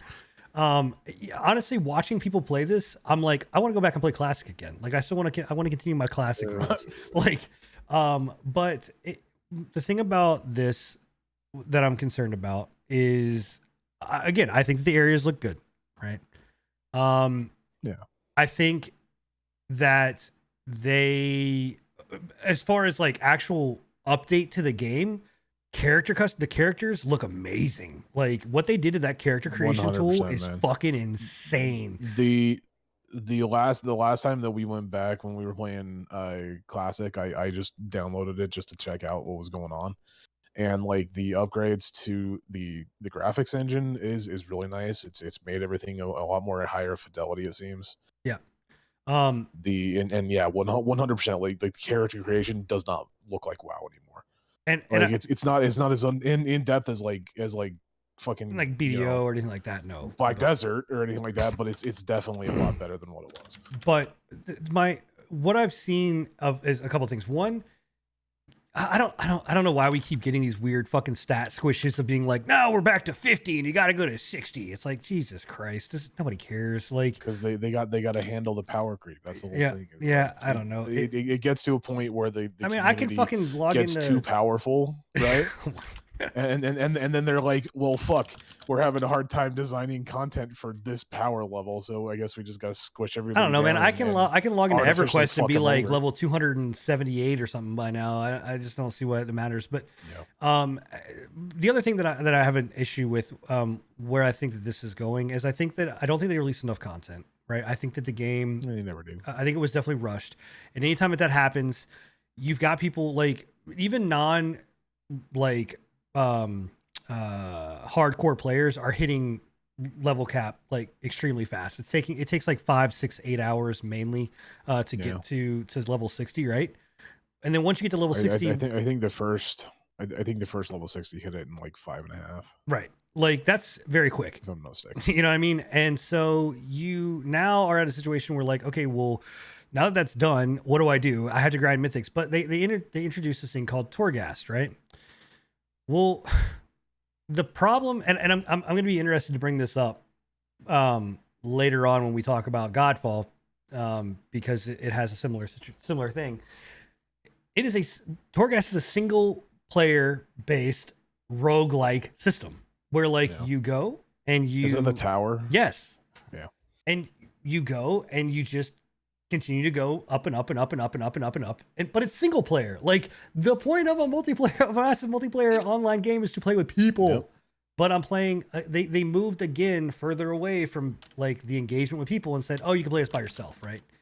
So like, and the one thing I will say about that is that some single player content is not terrible. The one thing that I loved about Legion was the Mage Tower, right? That was a fun thing for me. And as long as they reward you successfully and well for actually doing it, I think it'll be a good option. Yeah, but I do agree with you that in a multiplayer game, it should be multiplayer. They should have gave the option for both. Well, I think that, I think you're right there, Scrub. I think they should have made it to where you can play this as a group, right? And get maybe exponentially better, or not better rewards, but like better tokens to be able to purchase your rewards, right? Or you can do it single player and still be able to get, good rewards that way. Yeah. All it takes is a little scaling. Like it's not not hard. I just for a while it is. My problem is like the more and more that you do that, the more and more you pull away from what like MMOs are supposed to be. And actually the moment that I saw that, I was just like, yeah, I'm done. Like, I'm not like, the creep was there for me. It was, I always get hyped in games and especially MMOs. Like, and I tweeted out, I was like, me and Enigma are kind of sitting over here going, oh, it really would be nice to play a good MMO right now. You know what I mean? But like, you see it and you're like, okay, cool. I want to experience it. I want to be, in that hype again. But then when I saw that and I was like, that's what in-game is now. I'm good. Like I can go do this with other games and that do it better. And I don't want to, play that. And the interesting thing about this expansion for me, at least, and I think I can say the same for you, is that like with Battle for Azeroth, I was hyped. Like their intro stuff, like their cinematics that they released, everything like that. I was like, fuck yeah, sign me up for this shit. And it's been the same way for pretty much every expansion that's released in the history of their expansions, right? This expansion has done nothing for me. Yeah. I've watched the cinematics. I've watched the intro for the quest, and I'm just like, it's the same fucking game and dance. Like they've literally done nothing. They didn't do changed anything. Nothing. It's literally the same shit, just a different baddie. They didn't do like that first video for Skyrim, or for not Skyrim. Shit, I'm seeing Skyrim. I mean, it might have all been Skyrim. the first video that we saw of Shadowlands, right, where they did that first announcement trailer, and you saw Sylvanas fucking crack open the Helm of Domination. Dude, I was like, okay, that's pretty badass. Like, it was good. I was like, this is dope. And then when I continue, and then like in other games, like BFA, dude, BFA's fucking the cinematic team, literally just hype year for BFA. Fuck, man. And then you get Shadowlands. It's like, what is this shit? And like it just, I'm not. It did not hook me in. I have no, I don't know. Again, congratulations, man. I hope for you guys that play WoW that it is what you want, and I hope that it, it gives you everything that you want. But like, this is just, I don't know. I feel like fill that hole for you.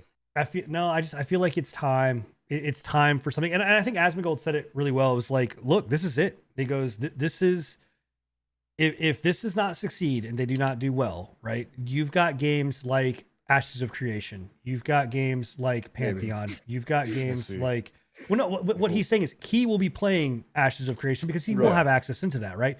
So he will have games like that. Like this is the time that if someone wants to come in and slit the throat of WoW, this is the time to go do it, right? 100%, yeah.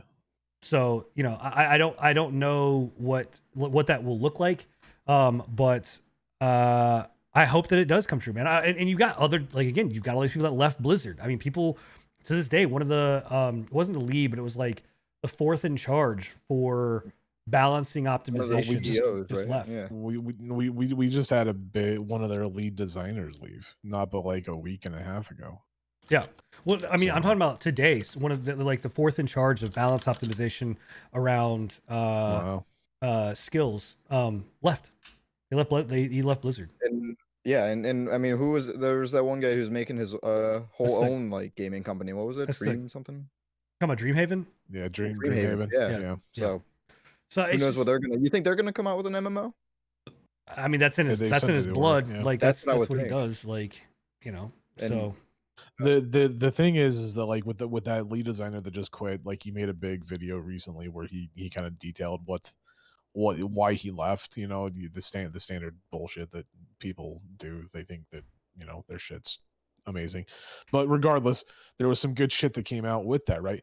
A lot of people agree with him. He was like, WoW is not WoW anymore. Like the WoW that I started in this company with the classic WoW, when I got when I was posting shit on the forums for warrior balance changes, and when I was posting things for level design options that they could take, that's not the WoW that's here anymore. Now we've got this amalgamation of bullshit that just is on autopilot almost. Yep. Yeah. No, 100%. So, well, I know that this is not going to be a smooth transition, but there are a couple things that we did want to hit on. So turning it over to Enigma. I know that you've been like the lead reporter, on location with Epic versus Apple. So coming in live, coming in live from the giant cookie in Nebraska. All right. So wait, do you live by a place that's like known for having giant cookies? No, I'm talking about the fight. Have you seen the video of Bruce Almighty where he's the that's how how the cookie crumbles? Yeah, that's how the cookie crumbles. So. All right. But, he's in Buffalo, no, New York, asshole, not fucking Nebraska. We keep talking about Apple versus Epic, right? I've updated you guys a couple different times, and it's just as a passing comment.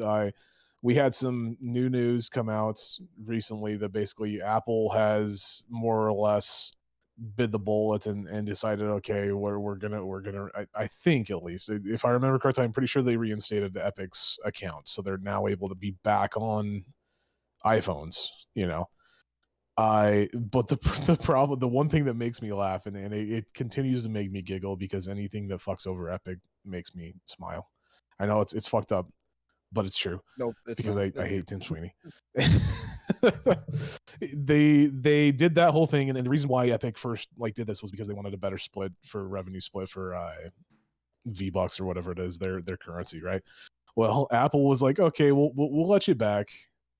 We're gonna bring our revenue split for microtransactions down to 15% across the board for everybody, right? As long as you make under $1 million.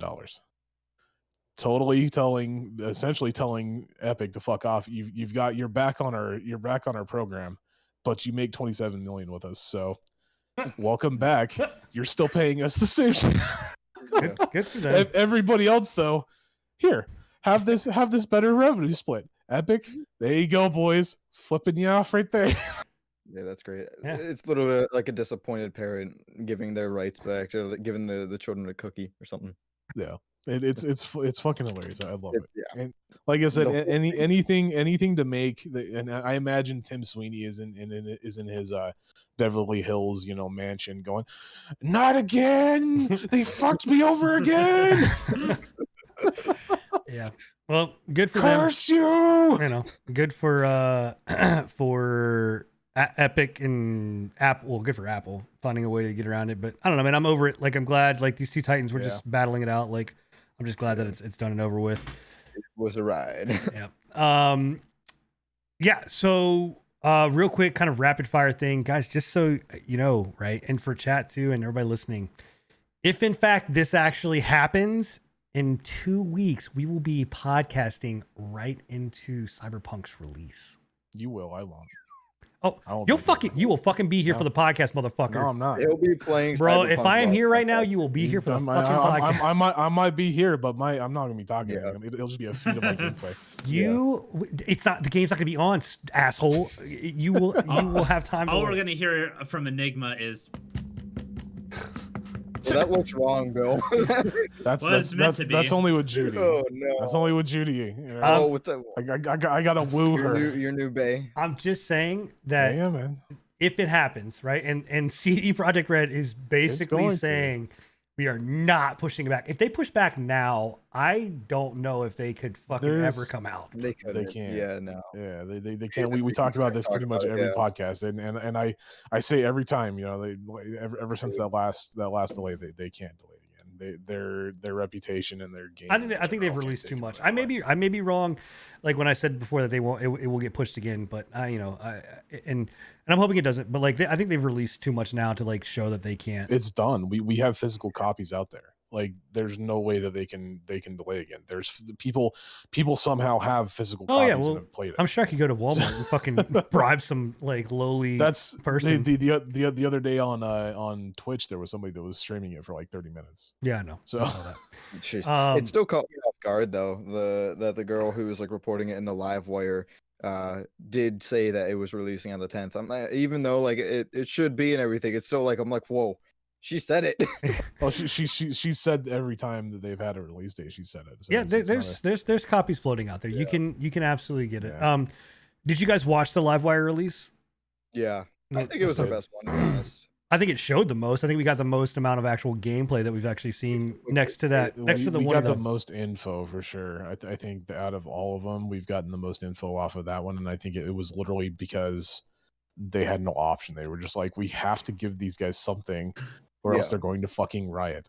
And the fact that they did it on the release date that it was planned to be, you know? Yeah. Like, and in order to smooth that out, they had to get Keanu Reeves in there. So, you know, it's like everybody's sweetheart.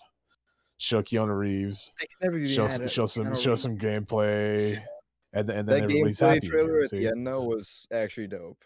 I won't lie. That was sweet. Showed more of my Bae Judy, man. Yeah. Who is Judy? Mm. Is that Judy the, is that Alvarez. She's one of the- Judy's that dude, isn't he? He's that dude in the little short No. shorts that everybody's bitching about the shadowing on his shoulder. No. She's one of the docs that you can go, or not the docs, what is it? The detective thing that they do. So she's one of like the leading for that. I've come she's to the romance option. I've come to the realization that I can't say it anymore because there's a kid walking in. What? What? What? Yeah, you can turn it down. That cyberpunk, that literally the future is nothing but like synth wave and sex. Like that's Sex, it. synth, and robots. That's it, dude. Like Yep. I don't think I actually counted to see how many times I saw something on screen that was not sex related. I think I don't even think I made it off of one hand. I mean, to be fair, the other hand was firmly grabbed. No, I'm just kidding. But I couldn't make it off of one hand. Like, But yeah, no, this one I think was one of their better ones, and I think it's a good thing because it's their last one. I don't believe that they're doing any more of these. I'm pretty sure it was supposed to be a 4-episode miniseries, and then they had another episode because they delayed it. But I do think that we saw the most out of the gameplay in this one, and it looks stunning. Fuck, they were bitching. What? Yes, About what? dude. Because they were showing Xbox and I think it was Xbox gameplay. I don't think they showed any PS5 gameplay. It was Xbox. But they showed, and they're just like, the reason that they're going so slow is because the game won't be able to handle 60 frames. It's going to drop below 60 frames. Can you see the shadowing on that guy's shoulder? Like as opposed to the mythical option that is the PS5, yeah, or just the fact of the game not releasing. Like my thing is like, so hold on a sec. So you bitch about the game, you know, whatever else. But if they delayed it again, you're just gonna fucking re even harder. So like, welcome to gamers. Yeah, I don't know. I just the game's obviously going to have its flaws when it comes out. I have no doubts. I mean, they are perfectionists and everything, but every launch has its flaws. Yeah, I hope that the game does. You know, I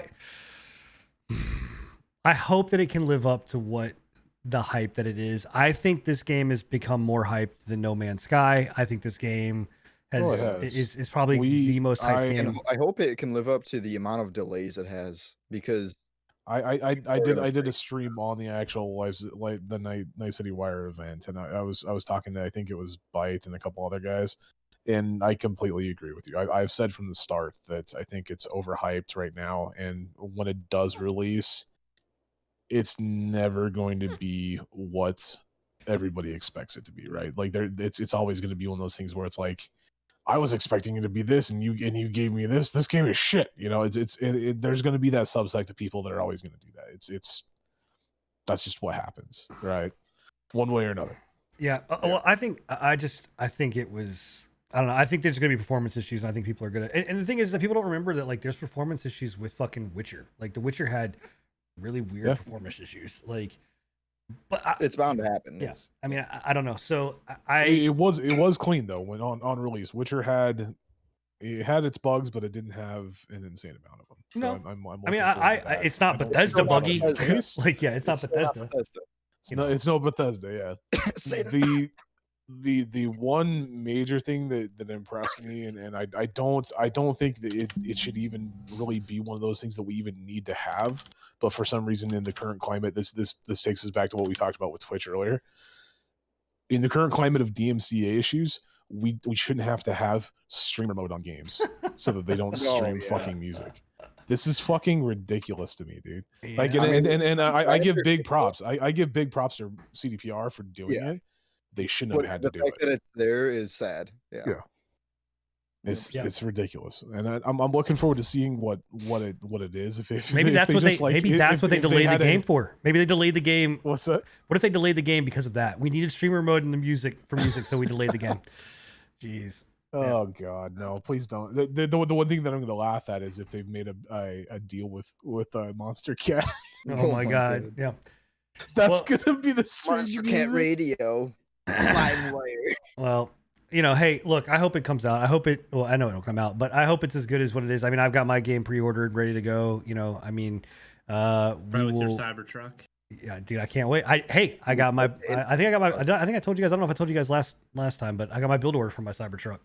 Nice. Cannot wait. Right. I won't get it until 2022, but I'm excited. So, but yeah. Anyway, I don't know. Next week or next show, we will be on the eve of Cyberpunk coming out. So, so wait, Bill, you're not playing the game? It's not your game? I may, depending on what it's like. It doesn't seem like it's my cup of tea. I'm not a big fan of CDPR products. I know that their games are good. I just don't enjoy playing them. I enjoy watching them. Guys, I don't know if you guys, I don't know if you guys can feel in chat or over the airways, but the amount of heat that is coming off of Enigma right now toward the bottoms half of that screen is insane. Looking at you, Bill. I'm thinking I need to like do something just to make sure I don't get burn-in on my screen over here. Yeah. So, okay. Real quick, Fallout 76. They came out with an update, but it wasn't supposed to come out. Like, they released it on the Xbox. It was interesting. Yeah. Apparently, people were able to download it. Some kind of an error with their delivery of the new update with the Brotherhood of Steel options, which is already weird to me because they're completely retconning what they had come up with, where they were like, yeah, Brotherhood of Steel's not even around yet, because technically they're not. Does anybody really fucking care like what they do with that story anymore? Like, I do. But you give a shit about Fallout 76 and what they do. That I've been giving a shit since I was fucking 12. Oh my god! Yes. You do not care about Fallout 76. I don't actually take that game as an actual Fallout. Like telling me you care about the lore in fucking Fortnite. I care what happens to fucking McSlusherkins. The problem with it was Xbox. I don't know if it was the new one or the old one. Got a hold of the update somehow. They found out that they could fucking start downloading and playing the update. So Bethesda being the shit show that they are right now, we're just like, well, fuck. Don't know what to do here. I guess we just release it a fucking week early. Yeah. Yeah. Fuck it.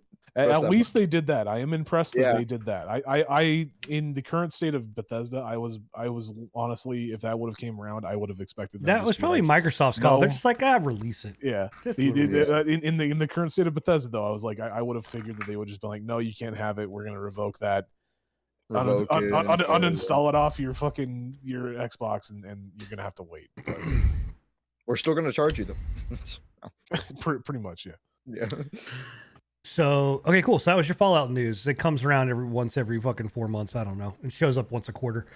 All right. I'm ready. Bill, you ready?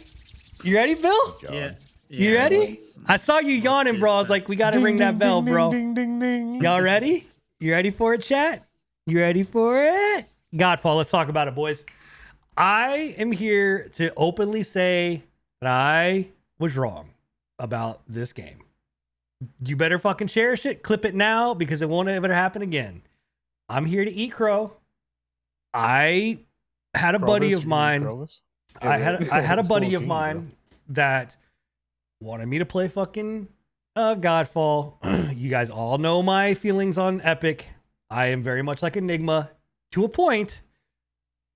But Enigma goes a little bit farther. He won't even let Epic on his fucking computer. He's worse than me. I don't even let that shit touch my fucking computer. I don't even let it touch my internet connection. Yeah. So I picked up Godfall, and I have been enjoying the shit out of it. I really have. I have been enjoying the shit out of that game. How far into it are you right now? I am almost. So I wanted to be at in game. Are you almost to the third area, like through the third area? Are you like almost there? Yeah. Okay. So I wanted to be to in game, but prior to having the podcast, because I know that was something that was going to come up, and we'll talk about in game most likely on the next show.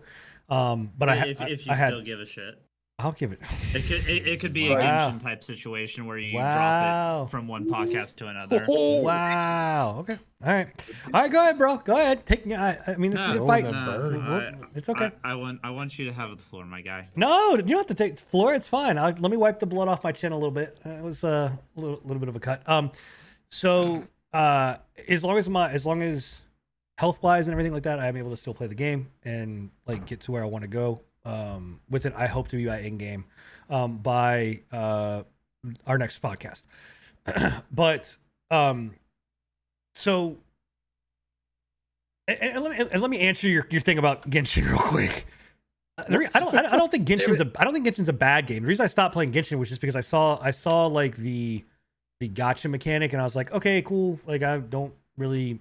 That's what we all told you. No. I'm right. I'm not saying Genshin was. I never said Genshin was a bad game. To be fair, I haven't really played much Genshin in the last patch either, just because I am waiting for more substance to it. So I'm there with you. It just took me a little longer. Right. Like my thing about Genshin, which before I say this, I need to preface it because I think it's a dangerous step to take because you're gonna try to like, right hook me again, but is by saying like the thing about Genshin is that I didn't like the type of grind, or I just stopped playing because I'm like, okay, cool. I just don't want to grind out for this type of resource to then get a random roll that I, have a chance of just getting a bunch of shit, whereas with Godfall, I'm actively getting shit. And I'm just like, okay, cool. I'm going to salvage it, but at least I'm getting it. Like I'm not looting. I'm not grinding to get a resource to buy a random roll of items. You know what I mean? Like, yes, I'm grinding a resource to upgrade items, but like it's a different grind, right? But you're still grinding to get random items, right? But I'm getting like if Genshin gave me those items like in the mode, like in the world, and as I'm getting it, I would probably be a little bit more turned on to still playing Genshin. Yeah. Like that's the difference, right? On that, right? But so Godfall, like I think the game got a lot of shit, and I was one of them, right? That gave it shit for being this amalgamation of a bunch of stuff. And it not really knowing what it wants to do and not necessarily doing things super, super well. What I'll tell you is like from a UI perspective, the game needs a lot of work. Like UI wise, there's a lot of crap that like trying to like go and salvage shit is a pain in the ass. Trying to monkey through their like inventory system is kind of a pain in the ass. Or whatever else. And that stuff should not be like that. It should be, especially when you have a company like Gearbox, who is the publisher for it. They could have been like, hey guys, we've done this before with Borderlands. Like, hey, here, studio, here, go use this. It's a lot better. But the loot of the game, like, is actually, in like that loop, I find it really fun. Like, one, I find it difficult. I do recommend playing the game on hard. If you play it on anything lower than hard, I think that it will probably be a little bit less rewarding. But like, the bosses in that game and the characters in that game kick your ass. And they remind me of Souls style games, where it's like there are certain mechanics. They have different, thresholds where the mechanics will change. They're big, they're hulking, they do, shit or whatever else. It's a lot of like dodging, weaving, getting out of stuff. So yeah, I mean, I enjoy that. And then the loot that you get from it, like the gear that you get is fucking badass. Like it looks kick-ass. I mean, they do a very good job of like making you look fucking really good. The game controls fairly well. I mean, there are some issues I would say with like responsiveness to like blocking, and I don't know if it's the style of the game and that they've intended for like that, but like when you go to do exactly what's wrong in that aspect, and I'll get to that whenever you're done. All right, sorry. So I just want to get through the stuff that I like, so then when you come at me for stuff I don't like or whatever, we can, whatever. But yeah. I think that a lot of people looked at that game and was just kind of like, and again, I was one of them, was just like, Anthem 2.0. Yeah, Anthem 2.0, or it's, I still think it's Anthem 2.0. It's Destiny, like what's the point, whatever else. And I would just say like, I thought about it, but then I watched it and I finally got in and played it, and like, it just feels good. It feels good to get in there and beat the shit out of some stuff, get your ass kicked, whip around. It's a lot like, it reminds me of like Warframe, but not obviously as fast as Warframe. It feels good to like have meaningful numbers like that you're looking at and stats and builds. I think their skill system is fucking amazing. Like I think they do a very good job in their skill tree of like being able to go, and everything on the skill tree is open. You just have to like path your way to it. And you can have a lot of different build varieties. People were bitching and saying like there's only one, like once you find your shell, you're locked into that shell, or not shell, fuck. Valor plate.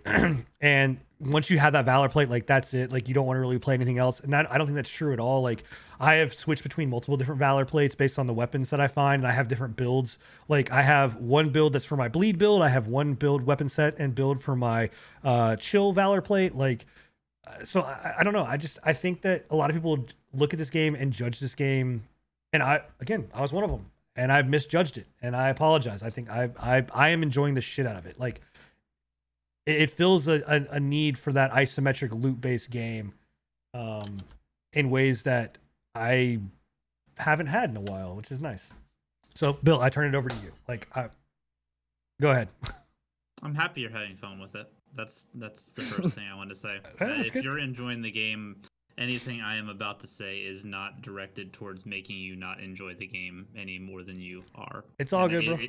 Knowing you, it's what I'm gonna say isn't gonna affect your enjoyment of the game. You're still gonna play it to whatever amount that you play it. So, yep.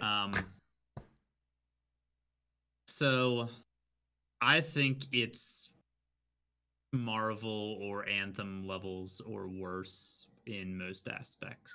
From what I have seen, I again have no hands-on time with any of these titles because the looter genre is not a genre that I tend to enjoy. I do not enjoy grind. Just prefacing that, but wait. Hold on. You don't enjoy grind, but you'll grind the same boss in Dark Souls for 3 hours. Hold a night on. For 5 nights. Let the man have his platform. I had to. I'm sorry. That was a war of attrition. The guy was talking shit. So the combat, which is what a lot of people consider the strongest point of this game, and at surface level, it does appear to be very, very nice. First off, the game itself, looks-wise, it definitely, I feel like, was made as like a testament to what a PS5 graphically can do. PC is going to look like whatever PC wants to look like, but as far as it pushing like next gen, it's the most next gen looking game out of the next gen lineups that I've seen, which is both a Demon's Souls, boon and a curse to it. Demon's Souls is by far the best looking next gen game out there. Oh yeah, for sure. But like, it's epic. It's using Unreal. It's using Unreal. That's yeah. It's shiny. I think it goes too far with the shine. I think everything being fucking gilded. I think everything being fucking reflective. Like, I understand that's the design choice that they're going with. They want it to be like that. It doesn't do anything for me personally. I don't like having a reflective aura or lighting bouncing off of every single surface in the game. It makes things a little bit overwhelming. It makes things a little bit samey in my eyes. But that's just me. It's a very big change from Dark Souls. Yeah, it is. Oh, and the one thing you got to remember is that that's an Unreal thing. Like they 100%. That's just what they do with Unreal. It's always about the refractions. It's always about the fucking. It is. I won't disagree with you in saying that they overdid. In fact, to the point like you go in and you're like, how the fuck do I turn this down? Like, and well, you had to turn off a lot of shit because it kept fucking glitching. And I'm seeing in chat the Destiny comparisons and stuff. Destiny, I have the same problem with. There's so many particle effects. It's the only game that I have a monitor made specifically for eye fatigue, and that game still fucking makes my eyes want to fucking burn out of their sockets whenever I play it. This game, I have a feeling, would do the exact same thing just from the amount of particles and the like color popping constantly that's going on. I think it's a bit overwhelming on the visuals, and I think to a point it takes away some of like, it's a game that's meant around quick reactions. It's a game that's meant around hack and slashing in that aspect, and if there's so many particles on the screen that you can't see the enemy that you're actively hitting to be able to like determine what attacks they're going to do and whatnot, that's a negative, not a positive. You guys can still hear me, right? Yeah. Okay, good. Yeah. Did you hear what I said there, Sin? I'm sorry, my the wife. Particles My get wife I particles saw the get particle effect. overwhelming Yeah, to- I heard that. I heard that. Okay. As far as the combat goes, surface level, it looks really good, and I know you've been enjoying it. A few of my other buddies have been playing it, and they've been enjoying it. But I do think that what you guys are seeing as difficulty is actually game design bullshit. I've been watching a lot of this game just because I want to be interested in it because it does look like something I would enjoy. As far as like of any looter, this has the formula that I think I would be most likely to get invested in. What about it makes it janky? Because like I would say that in hold on. So I would say that in the moments that you do this, the like a lot of people like around, right? And I think this is true of Demon Souls and Dark Souls as well. When you have a group of enemies, there's a lot of times where like you just get shit on because it's people off screen, or you're getting hit from an angle that you just couldn't block or whatever else.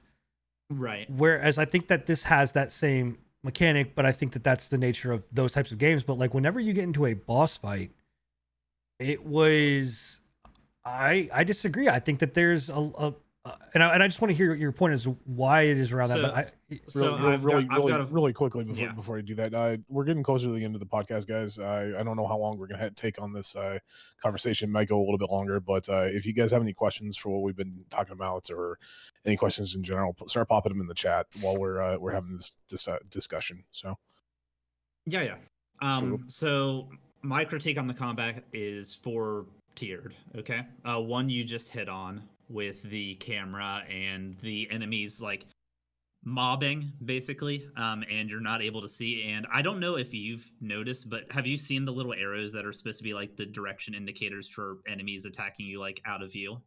No, I've not specifically looked for those. Probably not because of all the particle effects.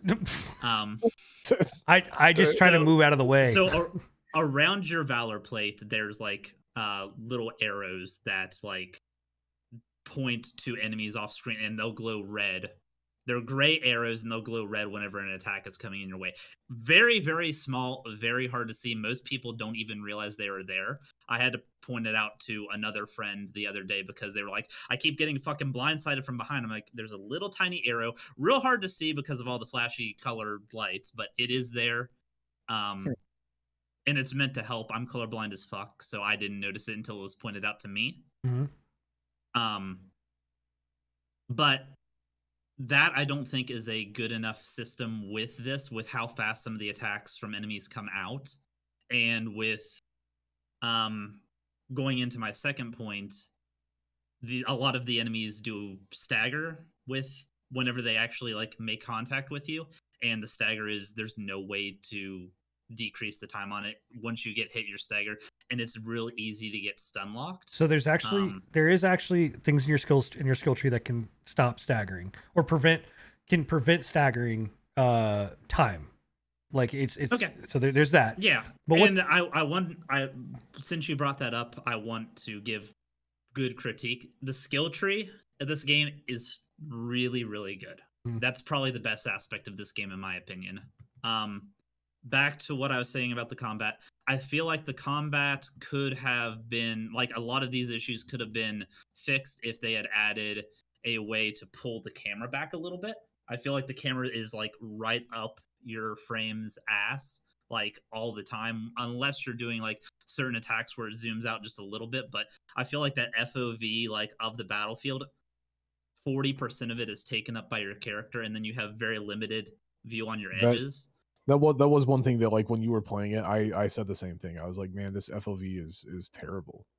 Because not only is like your whatever they're called, your Valor plate taking up like 40% of the fucking screen, but like you said, again, with all the flashy lights and shit, it's like it's almost too much on the screen at once, and not enough actual context of what you need to know to be successful in battle. Not to mention there's like this weird, like you said, like that little zoom in thing that happens that fucked with my eyes when it was going on. Like we talked about it when you were streaming it, Sin, because I thought that was like a graphical bug, and I was like, what the fuck is going on right there? Why does it keep like jittering in and out? Like, yeah. And this could have been fixed. Final Fantasy 15 default has a really, really bad camera as well. It's right up close to the main character. And that game's really, really fast paced as far as its combat flow goes. But they have an option where you can pull it out, and that drastically improves the combat. And I feel like just having the option to pull the camera, like you have a close, a medium, and a far distance camera placement. I don't know if that would break the game as far as like having too much stuff going on and cause like more issues. I don't know if they've made it so close to the main character to kind of prevent those overload issues, but have you ever played Warframe? no. Okay. I know what you're meaning though. It's a very similar FOV to Warframe, but Warframe gives you a lot more control over your character than this game does. And I have like the same complaint with Warframe too. I feel like that ability to quickly maneuver, quickly whip around makes up for that to a point. So okay, I'll let you finish. I'll let you finish, and then I'll kind of rebuttal here because I do have some talking points around it. My biggest thing with that though is like, and I hate to, I'm sorry to interrupt you really quickly. No, but like, God, shut the fuck up, Enigma. like representing Warframe as something to do with like this is the better option for FOV. No. I'm not saying that it's the better option. I'm saying that it Warframe was the same. It's up close. I mean, it's right over that shoulder. Because Warframe is notorious for giving people migraines with how quickly everything is moving around. That's a quickness thing. But go ahead, Bill. Finish your thought. As for the combat and why I think a lot of the difficulty is BS is so they made some interesting choices with how the weapons are and how your animations are. I read that they were heavily inspired by Monster Hunter as far as like how they wanted weapons to behave. And it's very obvious in the fact that once you queue up an attack, that attack's going through. There's no stopping it. You can't. There's no animation canceling of any type. There is like, so once you lock into an attack, if you're gonna get whacked, there's no way to cancel out, which I think in Monster Hunter's case is fine because it tends to be one-on-one encounters where what you're fighting is dead center in your view. But as far as a game where things are mobbing you and surrounding you, you not having that ability to quick react in the middle, like I feel like a slight window of animation cancel at the start of a windup, just in case, would have been a good thing for what the pacing of this combat style is trying to go for. I feel like it's going to add a lot more frustration. One thing with Monster Hunter is like Monster Hunter does have animation cancels. You just have to be skilled enough to know them. You have to learn your weapon and your abilities enough to be able to know when and where you can actually animation cancel if you can at all. You know, right? So that's one thing that's good about that.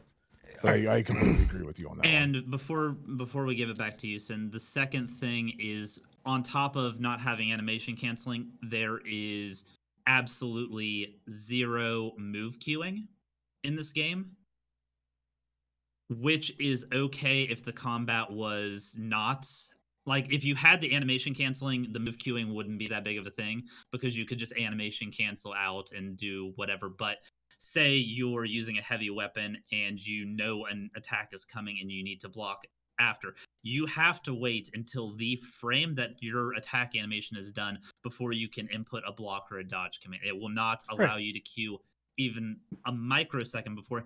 This goes on top of the getting staggered. If you get knocked over, it will not let you queue up any block or any dodge until you are completely stood back up, which leads to chain stunning if you're not like frame perfect on your input. So I think that I won't disagree with you there, right? Like one of the complaints that I've said, and I think it's something they need to tweak into or change, is that, and I don't. Here's what I'll say: have you watched people play it on controller? Like, is it the same on controller as it is on mouse and keyboard? I've only watched people play on controller. Everybody I've watched has been a controller player besides you. Okay, so then you're absolutely right. I do agree with you on the fact that there needs to be I don't care as much about the move cancellation, or move queuing, but I do the block animation, and it's not even the fact of like, it's not even the fact that like I need to be able that I should be able to cancel out of a move, right? Like I do think that needs to be done, but like I would even take just the sheer ability of being able to register that I am now blocking, because you have to wait till the move is done. Then I will go press B to block, and then it will bring up my block, right? Or I have to back up enough to where it's like, okay, cool, I've stopped moving, now I'm gonna block, right? Like, so that I 100% agree with you. Like I have said that numerous times on my streams, that is a problem for the game. But what I will say about like the other points is that, I mean, the mobbing issue I think is the same on Dark Souls as on any style of game like this, where you can still get hit from beyond. And I'll say when I first started playing the game, I was getting my ass kicked until I realized, or until I became better at understanding the combat system more, of being like, okay, cool, I need to use my abilities more. I need to be able to, I need to go in and use like they call them southern and northern techniques. But like I need to use my techniques more often. I need to have a get in attack, and then an attack on a weapon that I can switch to, like my hammer, and then fucking go in and decimate a group of people. I need to be able to learn the breaching and the soul shatter system, because that once I do that, it makes the combat systems the combat a lot smoother, because I can go in and build my character to soul shatter an entire group of people, and basically I will blow. And what soul shattering is this concept that you have a health bar, you decrease their health bar, but you can do enough damage to the health bar to where it becomes soul shattered. So you can do a heavy attack and it will explode them, right? And they don't have to be all the way dead. They just you have to fill up that meter. Or I don't know how you call it. It's like decreasing a red bar, but then also a bar on top of that. But anyway, you can soul shatter them. Once you soul shatter them, they explode. Well, they explode, they will also soul shatter other people around them. So like, just using all of those different techniques, once I started doing that, the non-boss combat system became, to me, very fun, because I was going in, whipping around, soul shattering, backing up, hitting again, switching weapons, going over. Like I got that Monster Hunter World feel of being like, okay, I need to go in with a game plan. I need to go in and do this properly, versus what I think a lot of people did when they saw it, and rightfully so. I mean, the game doesn't exactly dictate this to you in the best way, but like you go in and you're just like, I just need to go in and mash a bunch of buttons, right? I need to go in and just like kill a bunch of things like as fast as I possibly can. It's not necessarily that type of thing. Like if you did that in Dark Souls, you're gonna get your ass handed to you. And you would do that in the same thing here.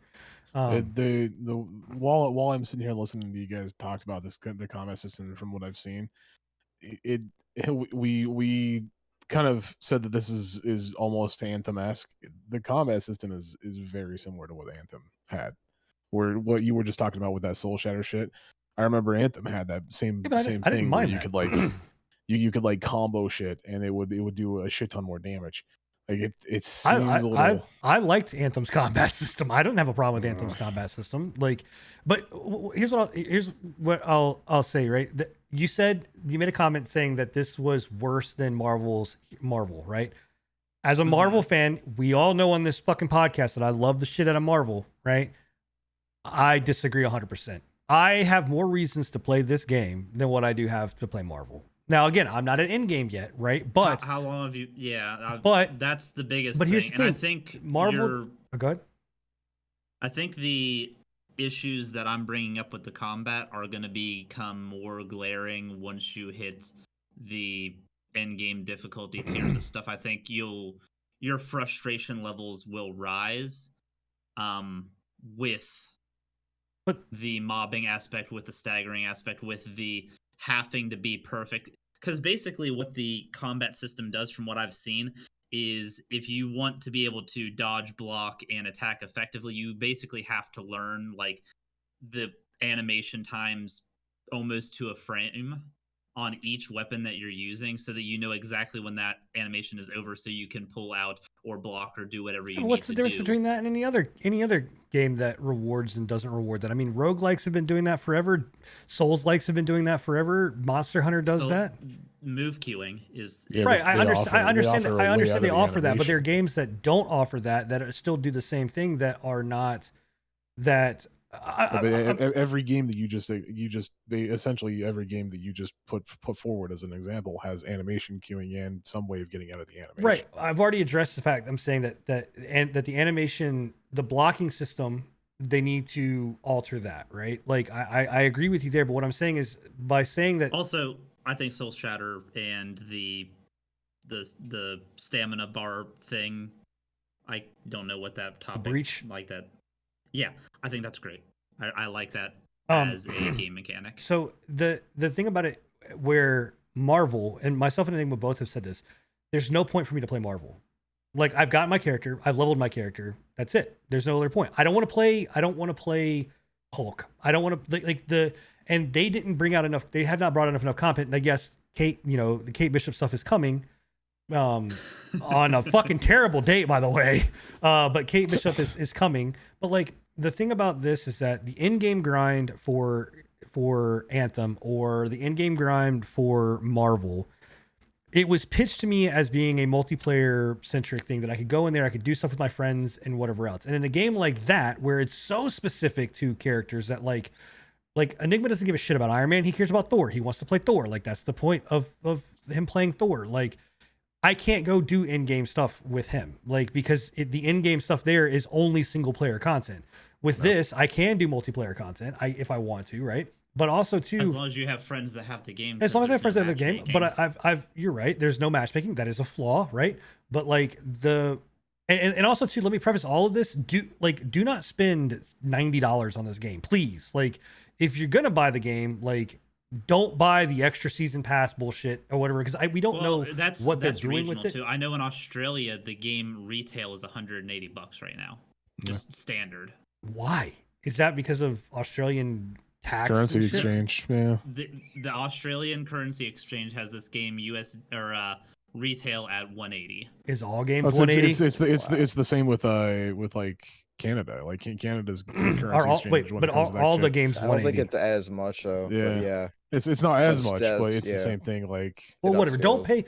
Just don't buy the extra editions of the game. Is all I'm saying. Like the base. I would not version. suggest anybody buy the game in its current state for full price. So I am going to get. That's my take. I'm going to get. It doesn't look like it'd be worth 60 to me. Because I see this game going free to play in half a year.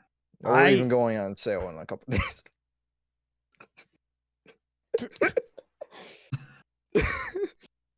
I've got a lot more to talk about, Sin, if we need to get this going. So, what?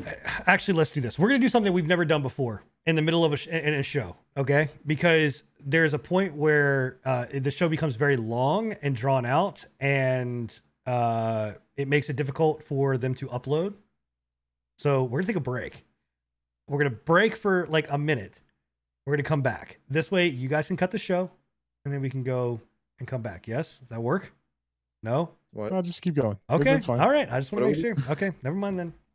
The problem that we had with that upload was that he didn't fucking update his item that downloaded that shit. Oh, okay, cool. Okay. Well, then never mind. So we can go as long as we want. All right. So I mean, try and keep it. No. No, you just I can go as long as you want. Shut up. I don't have any more than like 10 to 15 minutes more worth of talking. Oh, I've got plenty of time to talk. Anyway, we're gonna have to find a way to shut him up. So, you did by interrupting me constantly. But it was okay. So I'm gonna get $60 worth out of this game, like. Because what's your measure of worth, by the way? Because I tend to go the dollar per hour. Yeah, the amount of time that I'm putting in. But am I gonna get 60 hours worth out of this game? I don't know. I mean, I got to get to the end game. That all right? comes down to the end game, right? And and I've watched what the end game is, and what the end game is what WoW just implemented. No, the end game's not the story. You're replaying two things. Okay, so this game has two versions, two sets of things for in-game. You're grinding loot and gear, or you're grinding resources to get things to be able to upgrade your gear, to be able to get higher levels, to get more gear, or whatever else. The innate problem with that is that you're kind of like, well, what's the point for me to continue to get higher stuff? There's not like a leaderboard system or whatever else. Well, I would challenge you and say, what's the point of doing it in Destiny? What's the point of doing it in Diablo? What's the point of doing it in any other kind of loot-based game where you're going and grabbing just bigger numbered gear, right? You just grinded that through the same levels you played through. You're grinding it. So there's two things. You're grinding it through you're going back and replaying like hunt missions. You're replaying boss missions, you're replaying that kind of stuff. Or you are going through doing what's called the tower. The tower is what interests the shit out of me. The tower is basically a system where before we get into the tower, can I talk about the when he says replaying the story, it replays it scaled up to end game difficulty, but it's literally a copy pasta of your story content. What is end game plus? They literally have you going through tutorial shit in the end game missions. Wait, like open a chest, climb a wall. They literally cut and pasted it and just increase the level of the enemy. What is in game plus? In game plus is literally the exact same thing that you're talking about. Like, I've played in game plus in Bloodborne, right? I went to in game plus. I think I beat it twice. Well, I don't think a Souls-like's a proper comparison because there's no tutorial system that they literally were too lazy to remove. Well, either way, it's still an in-game plus. I'm still going through the same stuff. Like, okay, boo-hoo, you have to go through a tutorial. Like, I got it. They didn't cut the tutorial system out of it, but who gives a shit? I'm still playing. That's still combat. I'm still playing enemies that are tougher. Like, that's in-game plus. When you're going to be looping this stuff, when it's the only loop that you have, that's not the only loop that you have. You're going to get annoyed of being like, go to this objective and open a chest with circle. So just bringing up that same thing, you said that it's not something that you would be annoyed with. Isn't that why we got annoyed with Remnant? Is we literally just had the same I got pissed off at Remnant. I got pissed off with Remnant because they literally they didn't add any fucking RNG base to their guns. I could care less if I have to go through and hear someone bitch and moan about a tutorial or doing New Game Plus where I'm like, okay, cool, I've got to go through this same, this conversation again, whatever. That's just part of in-game plus. I understand that. Like, I know what in-game plus is. If Remnant, you might be okay with that. I'm just letting other people know that. But that's also not the only like mode this half. It's just half of in-game, but this half of in-game is literally just copy pasting. So story missions. It does say copy pasting. It's New Game Plus. That half of in-game is New Game Plus. Copy pasting. Then great. Every game that has New Game Plus, I want to hear copy pasta because that's what that is. It's copy. It's new. Oh, like no. if you're every game is Pong. We're going back. Oh god. It's new. We're devolving. It's New Game Plus, right? So just understand, part of that is New Game Plus. Yes. How many times have you played through fucking Dark Souls? How many times have you played through Demon Souls? How many times have you played? Yeah. Okay. I've never played Demon Souls. Oh, okay. All right. I'm sorry. Dark Souls, Bloodborne, Dark Souls 3, whatever. You've done New Game Plus. Insult me, right? Right. You've done New Game Plus a bunch of times. You're playing through Final Fantasy 15, for the second time or third time or something like that. Like, so you're a fan of New Game Plus. I understand your complaint of being like, okay, cool, they could have at least removed the fucking tutorial modes out of it, but whatever. They chose not to. Like, I don't know why they chose not to. Yeah, is it lazy? Yes, of course. But for fuck's sake, man, game developers take lazy cut corners all the time. But like, I don't think that's a reason to fault the fucking game to say it's New Game Plus. Like, that's New Game Plus. I mean, no, I specifically wanted to hate on them being too lazy to take the tutorial out. Okay, so sure, but I don't think that's a reason to like really knock the game itself. Like, that's half of it. The other half of it is going through and playing the tower system, which is basically a mini roguelike. It's exactly what World of Warcraft is doing with Torghast. Like, you're going through and you're riding this tower up, and as you ride up and the farther up that you go, mechanics are changing, you're getting bonuses, you're getting builds, you're getting buffs and things like that. And the higher and higher you go, the higher the loot it is that you get, the better loot that you get. and the more it changes. Not every single run is the exact same. And you have to be equipped for being able to go in and do that. So one of the things that I like about it is the fact that you could go in and notice that you're getting your ass handed to you or whatever else. And you need to be able to have a setup to be able to say, cool, I can switch to this. And now I can respec my stuff. I can go in, change out my weapons, and I'm prepared to go into this fight. I think that's a really cool idea. I think it's a cool mechanic. You know what other game had a tower that you did pretty much the exact same thing that you fucking hated? Shuttle. Avengers. Oh. Right. Yeah. Right. But under the Avengers, so understand why the player. Avengers thing was that it was pitched to me as being a multiplayer kind of thing, and that's not what we got. We still don't have that. Yeah, but you're not currently playing this as a multiplayer in the first right. place. But I didn't go into it thinking it was going to be a multiplayer experience. And the other point of assuming the tower in this is multiplayer, right? The tower in this is multiplayer. Okay. The other side of it is that as long as you got friends that own it, the gear that is dropping for this character is something that I can do for multiple characters, right? So like I can take this piece of gear and say, cool, I am now working toward progress to maybe I can use on my other character. I can't get gear in Avengers for the Hulk playing as Iron Man. And on top of that, to even do that, I have to level up the Hulk. Like I have to go and level characters that I don't want to level to be able to do that versus just being like, hey, let me bring my buddies in who have leveled these fucking characters that I don't want to fucking level and play with. So like the flaw there is not that it's a tower system and I'm going to get more loot. It's the fact that the way that Crystal Dynamics did it, they're doing it in the wrong version. Like I don't want to play fucking Hulk. I don't want to play these guys, but in this I can go, cool, this is my character, this is my warframe, this is my valor plate, this is whatever. I'm going in and I'm experiencing it and playing it and pushing myself farther and farther and farther and farther. I don't know. Like this game hits on so many right points of looting. Like I think the way that they do the RNG system for their loot is very well done. Remnant didn't do this and we all pissed and moaned because Remnant didn't do it. I've gotten multiple types of the same exact weapon, but they all have different stats. They all have different gear. The bosses that you play against or whatever else, just like Remnant, they all have like the same kind of style mechanics or whatnot. But the problem is that in this, what's good is the gear that you get is completely randomized. The gear that you got in Remnant was not randomized. It was when I fight this boss, I'm gonna get two. Like I have a chance of getting two things. Or two bosses, but I'm gonna get the. That was Remnant's biggest flaw, right? Honestly, yeah, 100%. Right. Yeah. So like, to say this from, and even like people that are like, oh well, I'm just gonna grind to get more gear. Well, don't you play Destiny? What the fuck do you think Destiny is? Like Destiny is the exact same fucking thing. That's what Diablo is, and I love Diablo. I like Diablo style games. My issues are the grind having no substance. It's from what I've seen and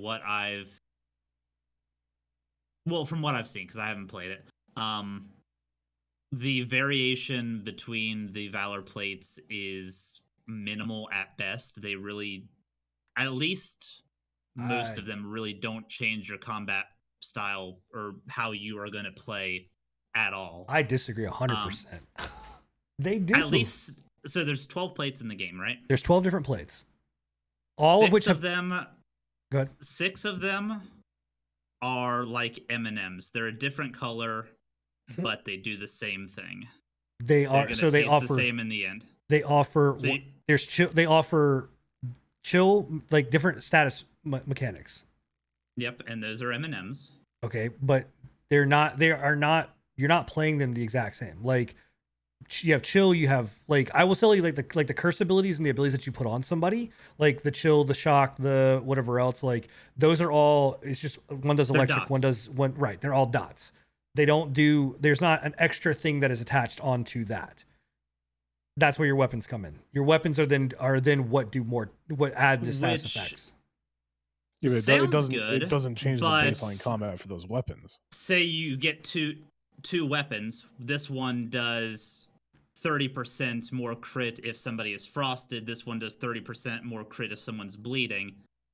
It's the same dot and the same effect on 2 different frames, but it does not change your loop whatsoever. Until zero aspect. Until you decide to upgrade the gear, or until you decide to it's not infusing. I forgot what they have, but there's another mechanic that they have that allows you to, that alters it. Like once you upgrade to a certain point, you then choose other things that go into that gear. I mean, we could say that about WoW. Like, okay, cool, I've got this weapon. Now I'm going to use this weapon over that weapon. Stop bringing up other games that are bad to try to justify this game, because you're at first. You said WoW's bad. You're comparing one bad game to another bad game. You know what I mean? Ouch. It's okay, cool. So it's for those 6 plates, because those are the only ones I'm familiar with a lot, like the ones that have the dots attached to them. You're gonna level all of those plates and all those weapons like the same.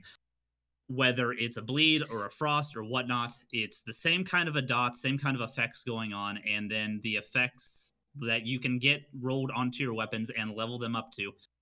It's all gonna, like, they all have the same options. There's no variation between those sets. Like, you can build, I can have a frost frame built the exact same way you have a bleed frame, only difference is one's frost and one's bleed, but the weapons are still gonna do the exact same thing. So I can have a hammer. It's false depth. I can have all right, well, so is Dark Souls. I can have a hammer that does one type of damage, and then I can have another hammer that does the exact same kind of damage. They both attack the same way. They're both hammers. They both do the same shit. It's just one's a different dot. Like, so what? I mean, how do you argue that? I mean, where do we argue on that point? Like, all games. I mean, most loot-based games of those kind of things do that. I mean, I would like the frames to actually like change how you play. I would like them to have some sort of ability or some like differing move sets attached to them. I absolutely had to change the way I played when I faced that my last boss that I did on stream. I had to change my frame because the frame that I had was not, or the Valor plate that I had was not working. It was a breach-based Valor frame that I was trying to go with the breach-based gear. I had gear that I could use for my opposite one, like my chill based one. I went back to chill, and I was able to beat the boss in a lot faster and more competent way than I was with the breach mechanic. The thing is, though, is like in Warframe, for instance, like Warframe itself does a very good job with that, right? Each one of their Warframes, or whatever they call them, I'm pretty sure they're Warframes. Each one of their Warframes has a different style, and it brings a different ability set. Even though you're still running the same weapons, your playstyle is completely different if you're playing with, like, say this weapon or this Warframe compared to this Warframe, and I think that's what he's trying to say. Yeah, and at the end of the day, you're going to be speccing weapons, and for these 6, I don't know about the rest. Like you said, you were talking about a breach-based frame or Valor plate. Got it, yeah. There's variation there, but I'm saying half of the Valor plates in this game, at the end of the day, are going to play the same. They're going to be spec'd the same. They're going to get the same type of gear, just with a different colored effect on them. And again, I will react back by saying that's the same thing that Demon Souls does. That's the same thing that, you know, any game that has a gear-based system, it's the exact same system. Yes, Warframe is different because Warframe has in a Demon Souls or a Dark Souls. Okay, my moveset changes completely based on what weapon. Like the point I'm trying to make is that there's 5 weapons. Okay, right. There's 5 weapons. Well, all I'm saying is that the gear. This game is not about the Valor plate as much as it's about the gear. Like the gear is what makes the game, right? That's what makes the game sufficient. The Valor plate that you're using is supposed to be that interchangeable thing of being like, okay, cool, like this one does bleed. Now I've got, like, I have dropped a shit ton of bleed gear. I've got an epic that's bleed. I'm going to upgrade my Valor plate, or change my Valor plate to be the bleed Valor plate, so I can take advantage of what the gear that is giving me does. That is fine and dandy, but if that gear was in, say, a frost thing, you're gonna have the same loop between those 2 Valor plates. It's like, it's interchangeable. The plate, yeah, I mean, the plates are not diverse in the fact that there are a bunch of different spells that they all want. Like, are you wanting them to have, like, this plate has this spell, this plate has this spell, this plate has this spell or effect?